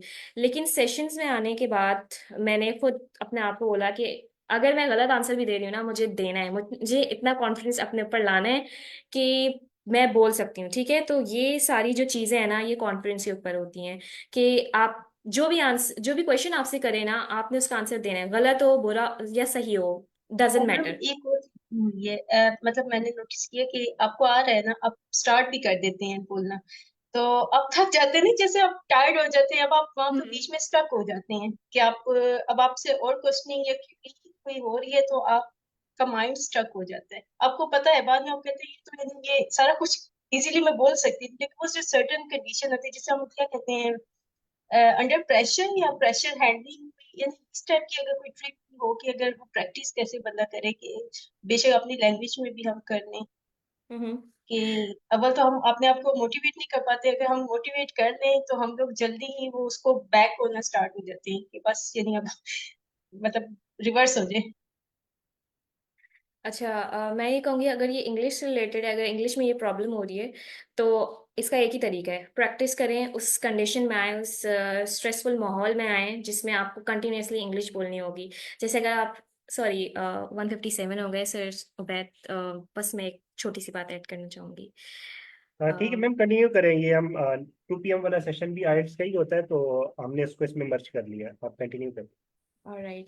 अच्छा, जैसे अगर आप हैकाथॉन में गई होंगी तो उसमें भी यही होता है कि आपने इंग्लिश में ही बात करनी होती है। आपने, अगर कोई टीम मेंबर आपके सजेशन से एग्री नहीं कर रहा होता है तो आपने उस, एक तो आप थोड़ा सा अंडर प्रेशर आ जाते हैं, बट आप उसको समझा रहे होते हैं भले टूटी फूटी इंग्लिश में, लेकिन आपका मकसद ये होता है कि आप उसको समझा दें। ठीक है। तो उस स्ट्रेसफुल माहौल में अपने आप को लेकर आए, अगर आपको लगता है कि वो क्वेश्चनिंग की वजह से आपका माइंड स्टक हो जाता है, तो अगर ये लाइक आपकी अपनी नेटिव लैंग्वेज में भी होता है, तो अगेन आप उस कंडीशन में आए, उस प्रेशर वाले माहौल में आए। अगर इंग्लिश में होता है तो इसका मतलब ये है कि आपने इंग्लिश बोलते हुए उस माहौल में आना है। हैकाथॉन्स में ऑफ कोर्स ये बहुत ज़्यादा होता है कि आप समझा रहे होते हैं किसी को और उसको समझ नहीं आ रही होती। ठीक है। तो आप बस किसी भी तरीके से उसको समझा रहे होते हैं कि उसको बस बात समझ में आ जाए, और अल्टीमेटली यही होता है कि उसको बात समझ में आ ही जाती है। ठीक है। तो इस चीज़ को देखें, अगर आई डोंट नो कि लाइक आपकी पर्सनैलिटी कैसी है, बट ऐसा हो सकता है कि मे बी आपको ज़्यादा बात करने की आदत ना हो, बट मैं ये कहूँगी कि मेरी पर्सनैलिटी भी ऐसी है कि मैं ज़्यादा बात नहीं करती, बट सिंस इंग्लिश हमें बोलनी है, आइल्स का टेस्ट देना है, तो एक दिन के लिए बस एक्सट्रोवर्ट बन जाए, एक दिन के लिए बहुत ज़्यादा बोलें, उसके बाद फिर उसी रूटीन में आ जाए, फिर कम बोलें, but through out the preparation yes, कोशिश करें कि नहीं वो जो चैलेंजिंग सिचुएशन होता है ना जिसमें आपने एंकर करना होता है अपने आप को, शायद मैं उसी से बैक हो जाती हूँ। कभी भी यानी लाइक अगर जैसे मैं पिक करने जा रही हूँ तो मुझे पता है कि आगे जो जो जितने भी टीचर्स हैं, फॉरेनर्स हैं, वो बच्चों के, तो मुझे ये होता है कि मैं फेस करूँ या बस हेलो हाय या कुछ समथिंग होता है बोलना, लेकिन जिससे मूड अच्छा हो, यानी मैं मेंटली जाऊँ कि हाँ ठीक है आज कोई मिला तो मैं उससे बात कर लूंगी, वो तो कर ली। या उर्दू में भी, यानी किसी पेरेंट्स से बात, या शायद मेरी वो नेचर में है कि मैं ज्यादा बोलती नहीं हूँ, लेकिन ना अभी जैसे मैं लाइव सेशन ले रही हूँ तो मुझे सम टाइम होता है, तो जब मैं कहती हूँ ना सब चुप है, कोई भी नहीं आंसर दे रहा, तब मैं पुश करती हूँ कि चलो मैं देना शुरू करूँ। पर जैसे क्वेश्चनिंग होती है फिर मैं कंफ्यूज हो जाती हूँ। थोड़ी देर बाद मैं सोचती हूँ कि नहीं, ये तो मुझे आ रही थी चीजें, लेकिन मैं शायद अपने आप को सेटल नहीं कर पाई कि उस प्रेशर वाले इन्वायरमेंट या चैलेंजिंग इन्वायरमेंट के लिए, कि मैंने भी आर्ग्यू करके अपनी जो बात है उसको मनवाना है। जो आपने कह रही थी कि हैकाथॉन पे आपने अपना जो भी पॉइंट है वो बताना होता है अगले को, कि हम भी मतलब ये पॉइंट है और ऐसे समझाना है, चाहे वो आगे आर्ग्यू करे या कुछ। वो सिचुएशन में लाने वाला है कि वो आप स्पीकिंग के लिए आप चैलेंजिंग सिचुएशन में एंटर हो। जी। और मैं यही कहूँगी कि आप जितने आइल्स के सेशन ले सकती हैं, प्रैक्टिस कर सकती हैं, आप करें, लोगों के साथ करें, क्योंकि मुझे ऐसा लगता है कि ये सिर्फ मसला इसलिए आ रहा है कि मे बी कॉन्फिडेंस का मसला है। तो इस वजह से यस मैं ये मैम। कहूँगी कि इसी तरीके से ये सॉल्व होगा। और आप कोशिश करें कि ज़्यादा से ज़्यादा बोलें और कंफ्यूज ना हो, ओवर थिंक बिल्कुल ना करें, पैनिक बिल्कुल ना करें। ठीक है, यस तो मैम। मैम क्योंकि वो जो सडन टाइम है ना, ऑन द स्पॉट आपकी ओवर थिंकिंग की पावर भी इंक्रीज हो जाती है, तो आप जो जिस डायरेक्शन में आप जाना चाह रहे होते हैं या बात कर रहे होते हैं, तो वो ओवर थिंकिंग से भी ना कंफ्यूज होना स्टार्ट हो जाते हैं। ये होता है प्रॉब्लम, लेकिन मैं ये कहूँगी ये शुरू शुरू में प्रॉब्लम होता था। लाइक मुझे ऐसा लगता है कि बिल्कुल आपने जब स्टार्ट कर रहे होते हैं ना, उस वक्त ये प्रॉब्लम होता है, उसके बाद सब सेट हो जाता है, क्योंकि आप मुस्तकिल तौर पे अपने आप को सिचुएशन में लेके आ रहे होते हैं। तो एक सेकंड नेचर बन जाती है, आपको पता होता है कि आप अपनी बात मनवा लेंगे। तो कंटिन्यू रखें अपनी ये प्रैक्टिस, इंशाल्लाह इम्प्रूवमेंट आप देखेंगी। यस मैम इंशाल्लाह, क्योंकि अभी मैंने जैसे ऑनलाइन अगर कुछ हो कोर्सेज या कुछ भी है ना, अच्छा परफॉर्म भी कर दिया प्रैक्टिकली भी आप, लेकिन बस जब स्पीकिंग वाली बात आएगी ना, तो उसमें मैं मुझे लगता है कि शायद मैं ना कर सकूं। तो आर्ट्स की तरफ इसीलिए नहीं जा रही थी, हम्म। उसमें बाकी मॉड्यूल्स तो चलो हम प्रिपेयर कर लेंगे, स्पीकिंग का मेरा अपना होल्ड ही नहीं है मेरे पे ना। जी मैं मैम, कुछ। मैं भी इसमें ऐड करूंगा कि आप अभी बहुत स्टार्ट में हैं। अभी आप ऐसे आपको लगेगा कि शायद मैं नहीं कर पा रही या मुझसे नहीं होगा। ये ऐसा कुछ भी नहीं है। आप जैसे जैसे वक्त गुजरता जाएगा तो आप बहुत कॉन्फिडेंट होती जाएंगी और अच्छी होती जाएंगी स्पीकिंग में। और इंशाल्लाह अभी सर। आपका स्टार्ट है तो अभी हो जाएगा ये आहिस्ता आहिस्ता। इंशाल्लाह सर, मैं आर्ट्स के जो भी बाकी सेशंस भी है ना, उसमें भी रेगुलर आने की ट्राई करूंगी कि जितना भी हो सके ना, मैं अपनी ये इसको कम्युनिकेशन स्किल्स जो है मेरी भी इम्प्रूव हो सके। ओके, सो अच्छा, अब दूसरा क्या मसला आता है, ये मोस्टली उन लोगों का आता है जिनकी जो फर्स्ट लैंग्वेज होती है वो इंग्लिश नहीं होती। ये भी मैं कहूँगी ये बहुत ही बेसिक सी मिस्टेक है, जो कि शुरू शुरू में मैंने भी करना स्टार्ट की थी। और ये था कि मैं जो ईडी होता है ना, या डी होता है पास्ट टेंस में जब हम यूज़ करते हैं, कि लर्नड हो गया जो हम लिखते हैं ना, इसमें मैं जो है ये जो ईडी होता है ना, इसमें स्ट्रेस नहीं डालती थी। समझ नहीं आता था कि मैंने लर्न बोला है या लर्न बोला है। ठीक है, और ये मैंने देखा है बहुत सारे लोगों को करते हुए, कि बहुत सारे लोग पास में बात कर रहे होते हैं, लेकिन वो इतना उस वक्त पैनिक हुए हुए होते हैं या इतनी सारी चीज़ों के बारे में सोच रहे होते हैं कि पता नहीं उनके पास आइडियाज आ रहे होंगे या नहीं आ रहे होंगे, तो ये छोटी छोटी जो चीज़ें होती हैं ना वो मिस कर जाते हैं। ठीक है, तो इसका इम्पैक्ट पड़ता है स्कोर पे। तो कोशिश करें ये जो आप पास्ट टेंस यूज़ कर रहे हैं ना, उसमें जो डी होता है आखिर में, उस पे आपने स्ट्रेस डालना है। लर्नड होता है, लर्न अलग है, लर्नड अलग है। ठीक है, तो इस चीज़ का बहुत ज़्यादा ख्याल रखें। अच्छा, इसके अलावा मुझे जो तरीका सही लगा था ना, जिससे आपके जो आंसर्स हैं वो एक्सपेंड हो जाते हैं, बोथ पार्ट वन और पार्ट थ्री दोनों में, वो ये होता है कि सबसे पहले आपने डायरेक्टली क्वेश्चन को आंसर करना है। मुझसे ये सवाल किया गया था कि क्या आप काम रहती हैं या आप स्ट्रेसफुल रहती हैं। ठीक है, तो सबसे पहले मैंने बोला था कि एट टाइम्स में काम रहती हूँ और एट टाइम्स में काम नहीं रहती। ठीक है, ये डायरेक्टली आंसर हो गया। उसके बाद मैंने उस सिचुएशन को बताया जहाँ पे मैं पैनिक हो जाती हूँ, मैंने फिर वो बताया। फिर दूसरी बार जब ये चीज़ खत्म हो गई ना, फिर मैंने वो सिचुएशन बताई जहाँ पे मैं काम रहती हूँ। ठीक है, तो इस तरीके से आपने अपने आंसर्स को एक्सपेंड करना है। और मेरा नहीं ख्याल, मैं लाइक लास्ट में मैंने बस इसी तरीके से अपने आंसर्स को दिया था, और कभी भी ऐसा नहीं होता था कि कोई मैं खुद से चुप हो रही हूँ। मोस्टली होता था कि वो दूसरा बंदा जो होता था वो मुझे चुप करवा रहा होता कि बहुत ज्यादा बोल दिया है, बस चुप हो जाओ। ठीक है, तो इस तरीके से लाइक अपने जो आपने आंसर्स है ना वो देने। अच्छा, आप कोशिश करें कि आप वाई का जरूर आंसर दे रहे हैं। ठीक है, लाइक अगर आपको मे बी आपको म्यूजियम जाना पसंद है तो आपको जाना वहाँ क्यों पसंद है, लाइक वो उस चीज के बारे में बताएं, वो रीजन बताएं कि भाई आप खुद से आप बहुत ज्यादा मे बी अट्रैक्टेड हैं टुवर्ड्स योर ओन कल्चर और इस वजह से आपको म्यूजियम जाना बहुत ज्यादा अच्छा लगता है। ठीक है, तो ये रीजन हो सकता है। भले आपको इन रियलिटी बहुत ज्यादा बुरा लगता हो और आपको किसी और वजह से म्यूजियम जाना अच्छा लगता हो। ठीक है, तो उस वक्त अगर जहन में नहीं आ रहा तो इट्स ओके, आप कुछ भी बोल सकते हैं, बट रीजन एक्सप्लेन जरूर करें। वहां पे फिर वो मसला नहीं आएगा कि एग्जामिनर आपको वाई वाई का दोबारा क्वेश्चन कर रहा होगा, फिर आप वहां पे कंफ्यूज हो रहे होंगे कि पता नहीं क्यों ये वाई कर रहा है। ठीक है, तो आप खुद से आंसर पूरा दें, वो कभी भी फिर आपको काउंटर क्वेश्चंस नहीं करेगा। अच्छा, दूसरी चीज ये, अगर वो आपको स्टॉप करे ना तो कोई मसला नहीं है। ठीक है, बहुत सारी रीजंस होते हैं अगर वो आपको स्टॉप कर रहा है, जो आप बोल रहे हैं और वो आपको स्टॉप कर रहा है। एक रीजन ये भी हो सकता है कि मे भी आप थोड़े जो अपना जो टॉपिक है उससे ऑफ टॉपिक चले गए हैं। और दूसरी वजह ये भी हो सकती है कि वो जो आंसर सुनना चाह रहा हो, वो अगर ये सुनना चाह रहा है कि आप क्लियरली आंसर कर रहे हैं क्वेश्चन को या नहीं। अगर उसने ये गेज कर लिया, उसने ये समझ लिया कि भाई आपने दे दिया है, तो उसके बाद वो आपको स्टॉप कर सकता है। ठीक है, तो इसमें आपने कोई पैनिक नहीं होना, कोई टेंशन वाली बात नहीं है कि अगर उसने आपको स्टॉप कर दिया है बीच में।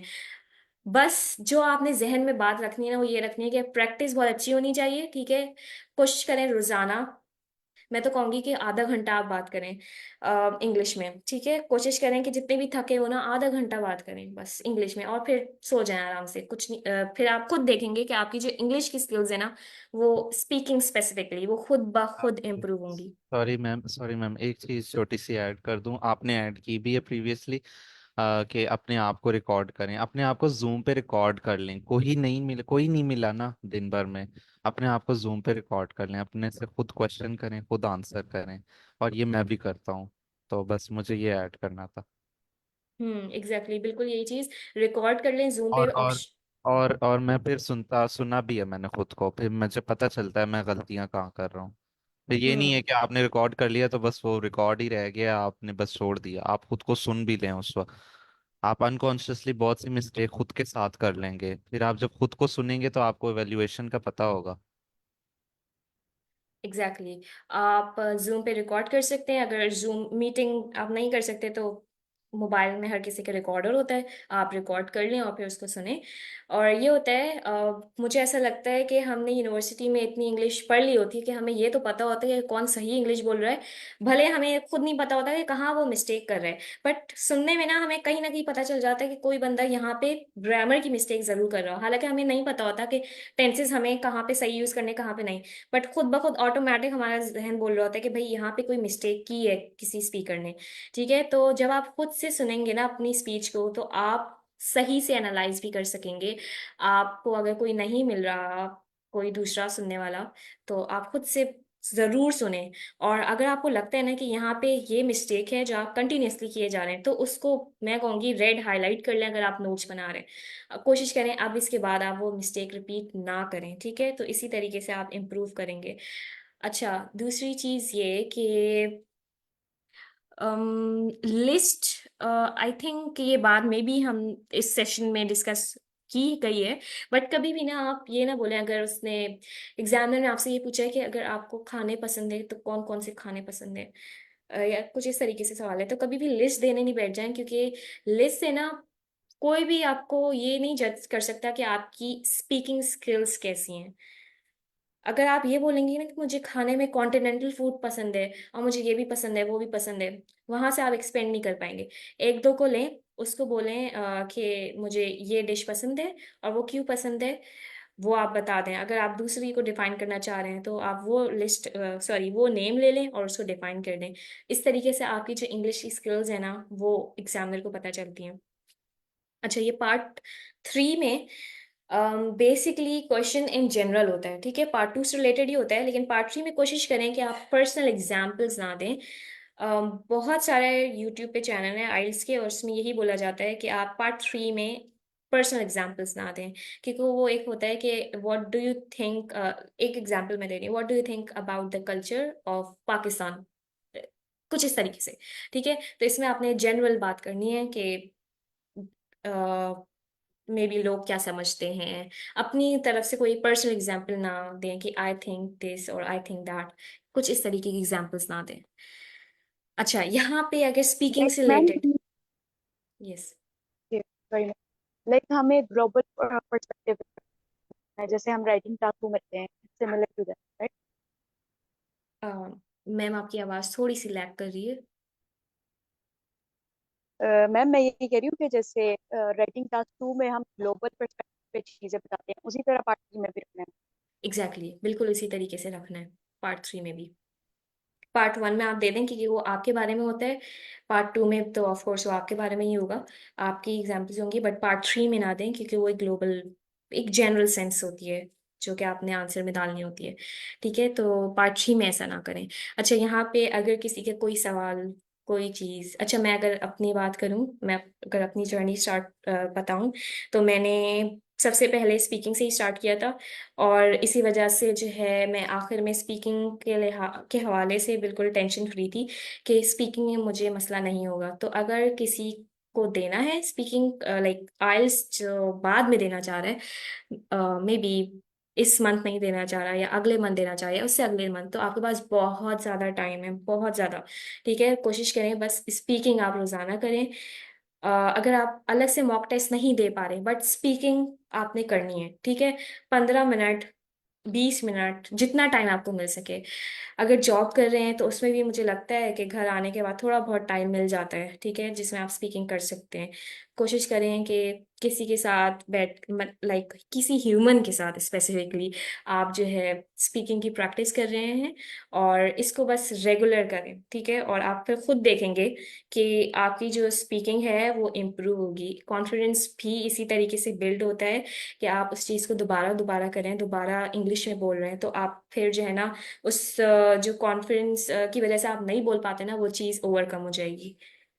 सो यहाँ पे किसी का कोई सवाल स्पीकिंग से रिलेटेड?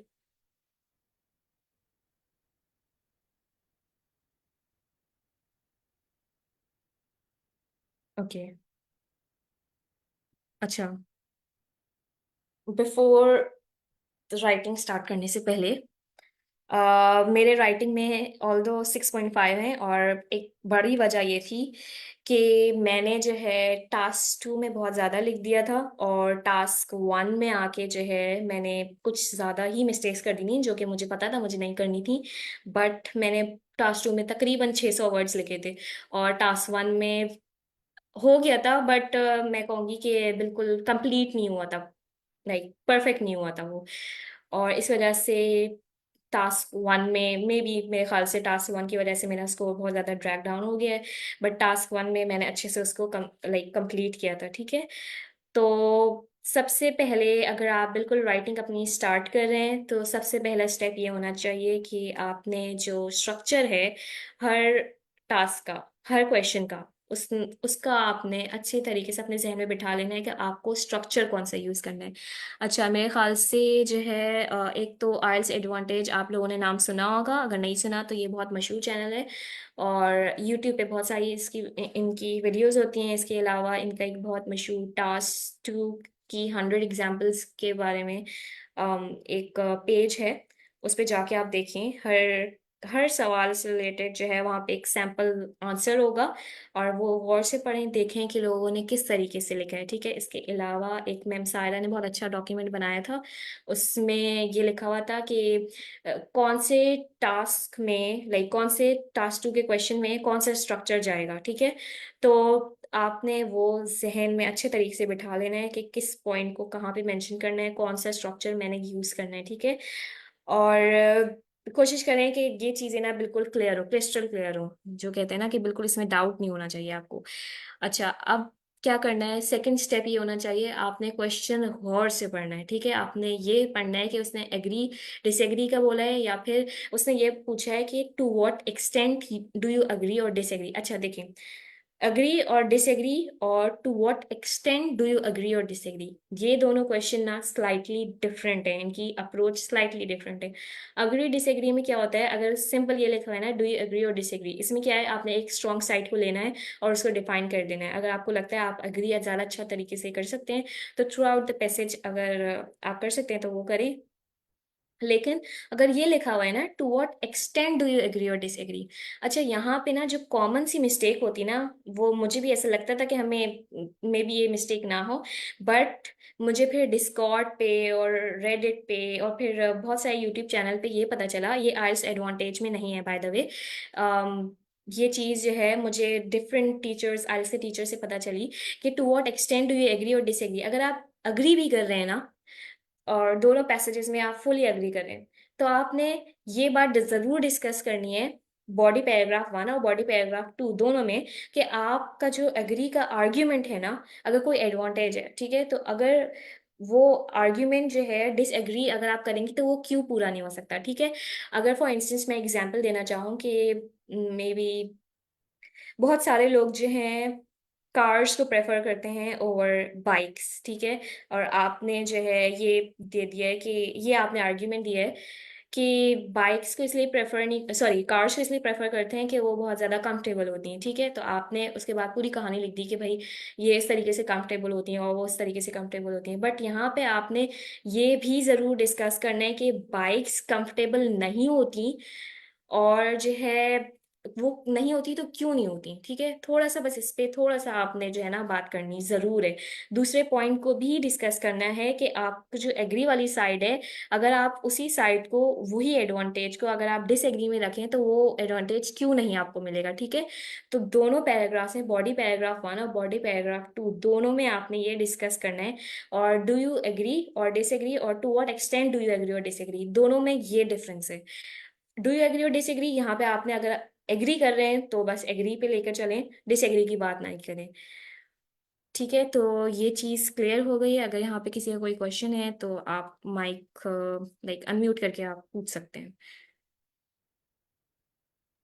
अच्छा मैम, आपका क्या क्वेश्चन था जिसपे आपने 600 वर्ड्स लिखे? I wonder. लाइक मैं हमेशा से बहुत ज़्यादा लिखती थी, लाइक मैंने प्रैक्टिस में भी तकरीबन मेरे 400 जाते थे आराम से।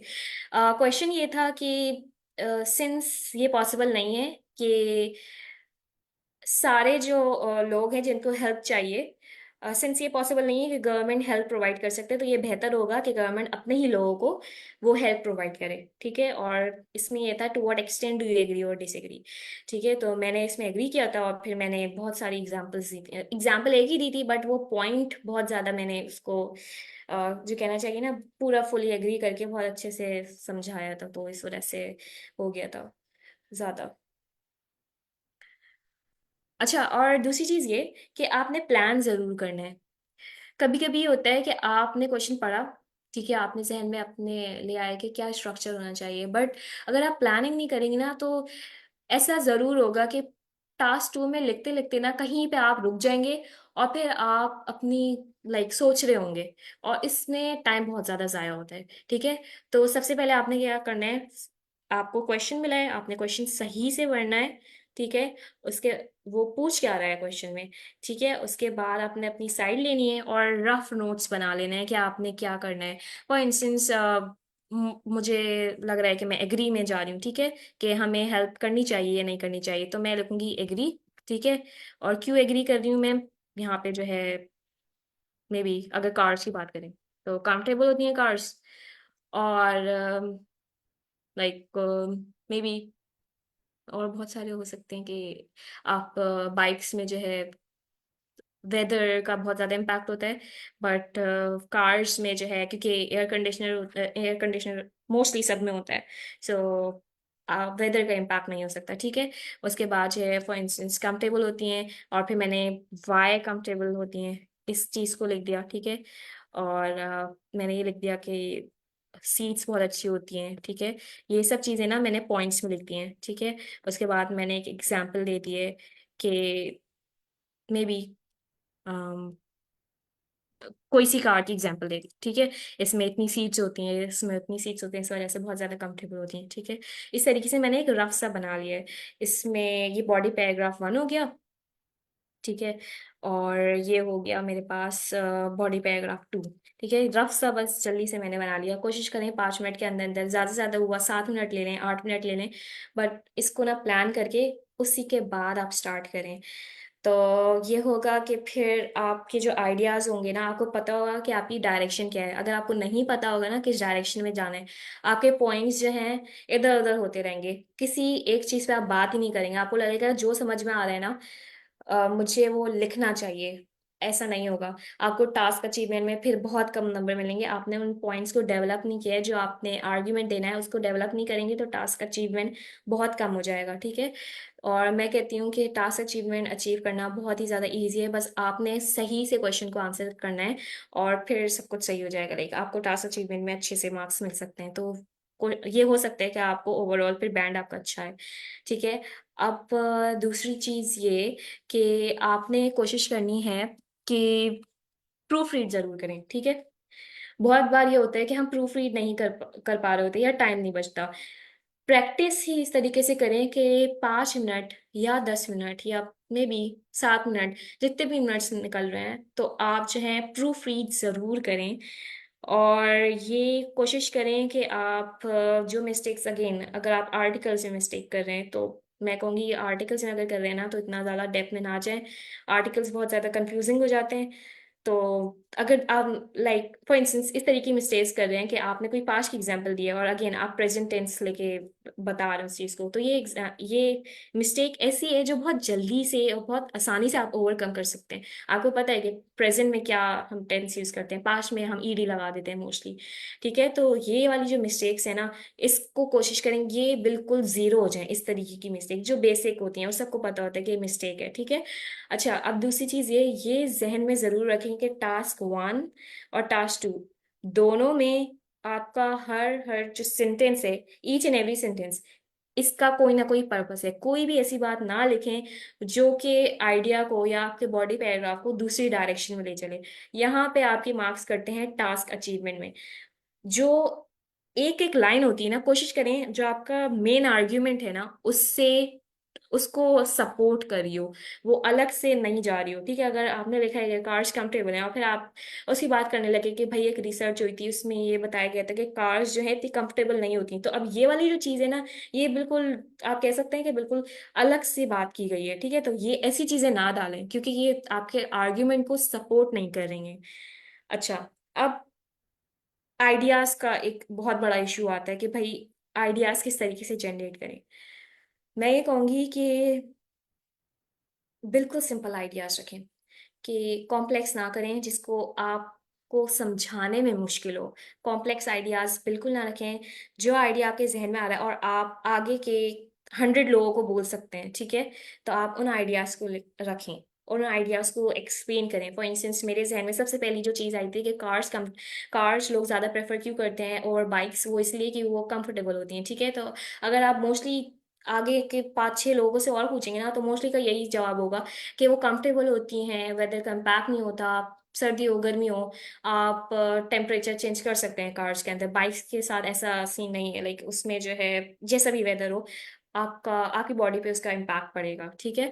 तो ये बिल्कुल एक सिंपल सा आइडिया, कोशिश करें सिंपल सा आइडिया जो आसानी से आप एक्सप्लेन कर सकें और आपकी एग्जाम्पल भी उसको सपोर्ट करें। तो आपने वो आइडिया सोचने हैं और उसको ही लिखना है, ठीक है। अच्छा, अब दूसरी चीज ये मुझे लगता है कि इस पे ज्यादा ना जोर नहीं डालते, बट ये बहुत ज्यादा इंपॉर्टेंट है। और वो ये है कि हम अपनी जो लैंग्वेज है ना उसमें इनफॉर्मल वर्ड्स बहुत ज्यादा यूज करते हैं। और आइल्स जो राइटिंग है ना उसमें हमें फॉर्मल पे स्टिक करना होता है, हम इनफॉर्मल वर्ड्स यूज नहीं कर सकते, ठीक है। बहुत सारे लोगों को, मुझे भी कभी कभी ये प्रॉब्लम होती थी, मुझे नहीं समझ में आ रहा होता कि इनफॉर्मल है ये वर्ड या फॉर्मल है। सही है, तो मैं क्या करती थी जब भी मैं अगर चैट जीपीटी से करवा रही होती थी, मैं उसको बोलती थी कि मुझे अगर मैंने इनफॉर्मल वर्ड्स यूज़ किए हैं तो मुझे इनफॉर्मल वर्ड्स की लिस्ट भी बताओ कि मैंने कौन से यूज़ किए हैं, ठीक है। जैसे ऑल्सो हो गया, बट हो गया, ये सब इनफॉर्मल वर्ड्स हैं, ठीक है, और हम बहुत आसानी से इनको यूज़ कर रहे होते हैं। तो कोशिश करें कि इनफॉर्मल वर्ड्स बिल्कुल ज़ीरो हो, फॉर्मल वर्ड्स आप यूज़ करें। अच्छा, उसके बाद मैं ये कहूँगी कि बेहतर ये है कि जब रिव्यू की बात की जाए तो बोथ चैट जीपीटी और ह्यूमंस दोनों अच्छे हैं। ठीक है, कभी कभी ये होता है चैट जीपीटी ना एट टाइम्स सही रिव्यू नहीं दे रहा होता, वो उन चीज़ पे ज़्यादा जोर डाल रहा होता है जिनकी इतनी इम्पोर्टेंस नहीं होती। तो कोशिश करें कि आप स्लैक में शेयर करें, और फिर जो है आप लोगों से बोलें कि उसको ऑफ कोर्स रिव्यू करें, और कोशिश करें कि अगर दूसरे कोई रिस्पॉन्सेज आए तो आप उनको भी रिव्यू करें, बिकॉज उनसे भी आपकी खुद की प्रैक्टिस होती है। ठीक है, सो यहाँ पे किसी का कोई सवाल?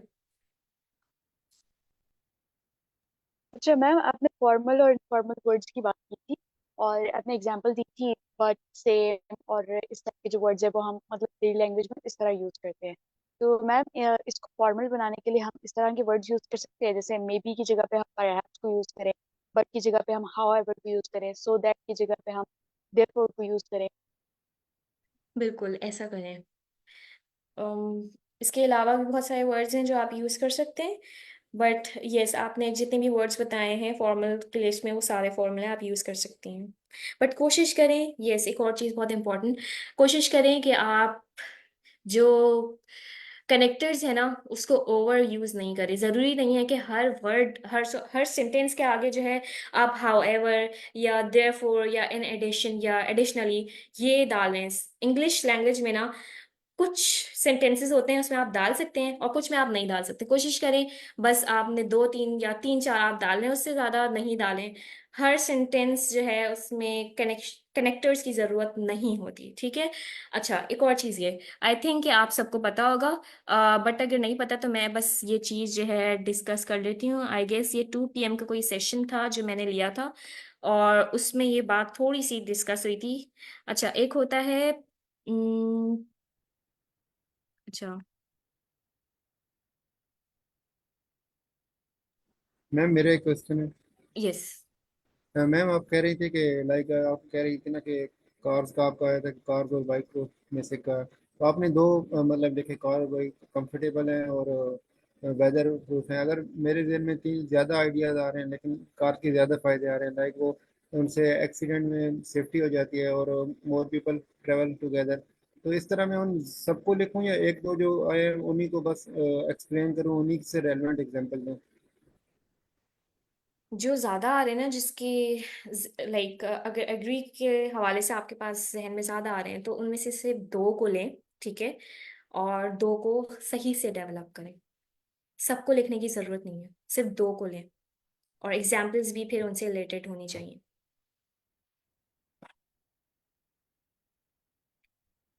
ओके, सो एक तो ये है कि हाउ एवर की अगर हम एग्जाम्पल देख लें। ठीक है, सो अगर हम यहाँ देखें, मुझे यहाँ पे हाउ एवर यूज करना है, मैंने यूज कर लिया है। ठीक है, बट एक और तरीका क्या, एक तो ये होता है कि हमें पता होता है कि अगर कनेक्टिंग डिवाइसेस हमें यूज करनी है तो वो सेंटेंस के शुरू में ही होगी। ठीक है, ये बिल्कुल बात सही है, हम शुरू में यूज कर सकते हैं। ठीक है, बट होता ये है कि हम बीच में भी यूज कर सकते हैं। ठीक है, हम इस तरीके से भी यूज कर सकते हैं। हमने ये यूज किया और इस तरीके से हमने यूज कर लिया। और एक तरीका ये होता है,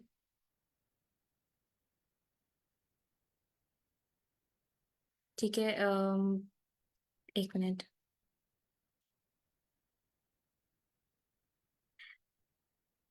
हम कनेक्टिंग डिवाइसेस जो हैं बीच सॉरी यस बीच में भी यूज कर सकते हैं सेंटेंस के। जरूरी नहीं है कि हमने सेंटेंस जब बिगिन हो रहा है सिर्फ वहीं पे इस्तेमाल करना है, बीच में भी कर सकते हैं। आई गेस वो आर्टिकल आईडीपी का ही है, उसमें बैंड 8 राइटिंग के बारे में था कि वो किस तरीके से आपने अचीव करना है। ठीक है, और एक उसमें एक इम्पॉर्टेंट पॉइंट ये था कि जो भी आप कनेक्टर्स यूज कर रहे हैं ना, वो जरूरी नहीं है कि आपने जब सेंटेंस स्टार्ट होगा वहां पे यूज करने हैं, आपने बीच में भी यूज कर सकते हैं। और ये बस बता रहा होता है एग्जामिनर को कि आपका जो इंग्लिश लैंग्वेज है ना उस पे कमांड है। ठीक है, अच्छा, अब दूसरी चीज़ ये कि हमेशा कोशिश करें कि आप अपने जो टास्क हैं वो एग्ज़ाम कंडीशन में दें, क्योंकि 40 मिनट आपको दिए जाते हैं टास्क 2 के लिए और 20 मिनट्स होते हैं टास्क 1 के लिए। तो कोशिश करें कि जब आप प्रैक्टिस करें ना, तो ये नहीं करेंगे 1 घंटे में आप टास्क कंप्लीट करें, टास्क 2 स्पेसिफिकली। अपने आप को पुश करें कि 40 मिनट के अंदर ना आपका टास्क 2 कंप्लीट हो। पहली बार नहीं होता, इट्स ओके, ठीक है। 40 मिनट में ही करने का शुरू करें। और अगर फर्स्ट टाइम में आपका टास्क कंप्लीट नहीं हो रहा, तो फिर जो है आप देखें कि वो क्यों नहीं हो रहा, लेकिन 40 मिनट के अंदर अंदर ही करें। आप अपने आप को बता रहे हैं कि नो मैटर व्हाट, मुझे 40 मिनट के अंदर ये काम करना है, ठीक है। तो आपका ब्रेन उसी तरीके से ट्रेन होगा, और फिर समहाउ ऐसा होगा किसी दिन कि आप आके जो 40 मिनट है ना, उसमें सब चीज़ें कंप्लीट कर रहे होंगे, टास्क 2 पूरा कंप्लीट कर रहे होंगे along with proofreading. Yes sir. Yes sir, ma'am. Sir ma'am, मेरा ये क्वेश्चन था, ये जो आपने अभी एग्जांपल दिया ना, हम्म ये मेरे ख्याल से पंक्चुएशन हम चेंज करके इसको यानी कि हाउएवर और इसको हम हम्म मल्टीपल पे लिख रहे हैं, लेकिन हम इसको स्पीकिंग में तो यूज नहीं कर सकते इस तरह। इससे जो है ना एग्जामिनर मेरे ख्याल से कंफ्यूज हो सकता है, तो ये मेरा क्वेश्चन था। हम्म सर, ये जो मैंने बताया ना आपको, ये मैं कहूँगी कि ये ट्रिकी है थोड़ा। तो आप सिर्फ इसको राइटिंग में रखें, स्पीकिंग में और बहुत से जहन में हमारे ख्यालात चल रहे होते हैं, तो स्पीकिंग में एग्जामिनर तो कंफ्यूज नहीं होगा, हम खुद कंफ्यूज हो जाएंगे। एग्जामिनर को समझ में आ रहा होगा, क्योंकि ये बहुत नॉर्मल चीज़ है। जब ब्रिट जो ज़्यादातर जो इंग्लिश बोलने वाले लोग होते हैं वो ज़्यादातर ये इस्तेमाल कर रहे होते हैं एट टाइम्स। अगर आप टेड टॉक सुने ना, तो इसमें ये चीज़ बहुत नॉर्मल होती है कि कोई बीच में वो कोई ऐसी चीज़ एडिशनल चीज़ डाल देते हैं, जिससे वो खुद तो कंफ्यूज नहीं होते, लेकिन अगर हमारी फर्स्ट लैंग्वेज इंग्लिश नहीं है तो हम कंफ्यूज हो जाते हैं। तो स्पीकिंग में ना करें, क्योंकि हम सबकी इंग्लिश इतनी अच्छी नहीं होती। बट राइटिंग में अगेन, अगर आपको लगता है कि आप ये पिक कर सकते हैं, प्रैक्टिस आप इस पे रख के कर सकते हैं तो करें, वरना फिर छोड़ दें। कोई भी ऐसी चीज़ उस पर प्रैक्टिस ना करें जो आपको एग्जाम वाले डे कंफ्यूज कर दे, उस चीज़ को बिल्कुल छोड़ दें। अच्छा मैम, ये यानी कि हमें इसका जो इस तरह के वर्ड्स हैं इसमें हमें पंक्चुएशन का श्योर होना लाजमी है, क्योंकि हम पंक्चुएशन सही से यूज कर रहे हैं या नहीं, ऐसे ही ना? बिल्कुल ऐसी ही क्योंकि है। ये वर्क के बाद आपने ये लगाया कॉलन लगाया, फिर जो है ना शी के बाद आपने कॉमा लगाया, होमवर्क के बाद दोबारा कॉमा लगाया, तो इस हम्म तरह वो पंक्चुएशन के हिसाब से फिर जो है ना हमें इस चीज का ख्याल रखना पड़ेगा अगर हम यूज करेंगे। Excuse me ma'am. यस। अच्छा, आप सर के क्वेश्चन का आंसर कर दें, उसके बाद मुझे 2 मिनट दीजिएगा। श्योर। ये सर, बिल्कुल आप बिल्कुल सही कह रहे हैं, पंक्चुएशन चेंज होगी। बट जो मोस्टली जो अगर आप कनेक्टर्स यूज कर रहे होते हैं ना बीच में, तो वो हमेशा कॉमा के बाद, कॉमा आगे पीछे होता है। इन एडिशन भी अगर करूंगी ना मैं, तो यहाँ पे मुझे कॉमा लगाना होगा अगर बीच में मैं इस्तेमाल कर रही हूँ, ठीक है। अगर मैं सिर्फ शुरू में इस्तेमाल कर रही हूँ ना, जैसे अगर मैंने यहाँ पे इस्तेमाल किया है, ठीक है, तो सिर्फ मैं यहाँ पे कॉमा लगाऊंगी और फिर मैं अपना सेंटेंस लिख दूंगी, ठीक है। लेकिन अगर जो है मुझे बीच में इस कनेक्टर को यूज करना है ना, इन एडिशन, कॉमा इससे पहले, फिर इसके बाद जो है जो भी मुझे लिखना है, ठीक है। तो ये होता है हर कनेक्टर ऐसी तरीके, अगर बीच में डाल रहे हैं ना तो कॉमा से आप उसको लाइक उसको लिखते हैं। यस सर, आप कंटिन्यू करें। अच्छा मैम, मैं ये कह रहा था कि अगर मैं अच्छा, मैं ये कह रहा था कि हमें यहाँ पे मीटिंग एंड करनी पड़ेगी, क्योंकि 2 PM वाला जो है सेशन वो भी लाइव करना ज़रूरी है। हम्म तो हम ये मीटिंग एंड करेंगे 2 मिनट के बाद, और उसके बाद ये है कि दूसरा सेशन ज्वाइन कर लें। तो मैं एंडिंग नोट्स सर कहना एक चाहूँगा सेकंड, ये एक सेकंड सर, ये आपको जो है वो मिसअंडरस्टैंडिंग हो गई है। मैंने जस्ट ये कहा है कि इस लाइव स्ट्रीम को रोक के दोबारा से इसी सेशन को लाइव कर दें, जस्ट इसको एंड नहीं करना आपने। अच्छा, मैं जो उसकी वो स्टॉप कर दूँ? ठीक है मैम, मैं आपकी बात से लगे, चले ठीक है। एक सेकंड, मैं ये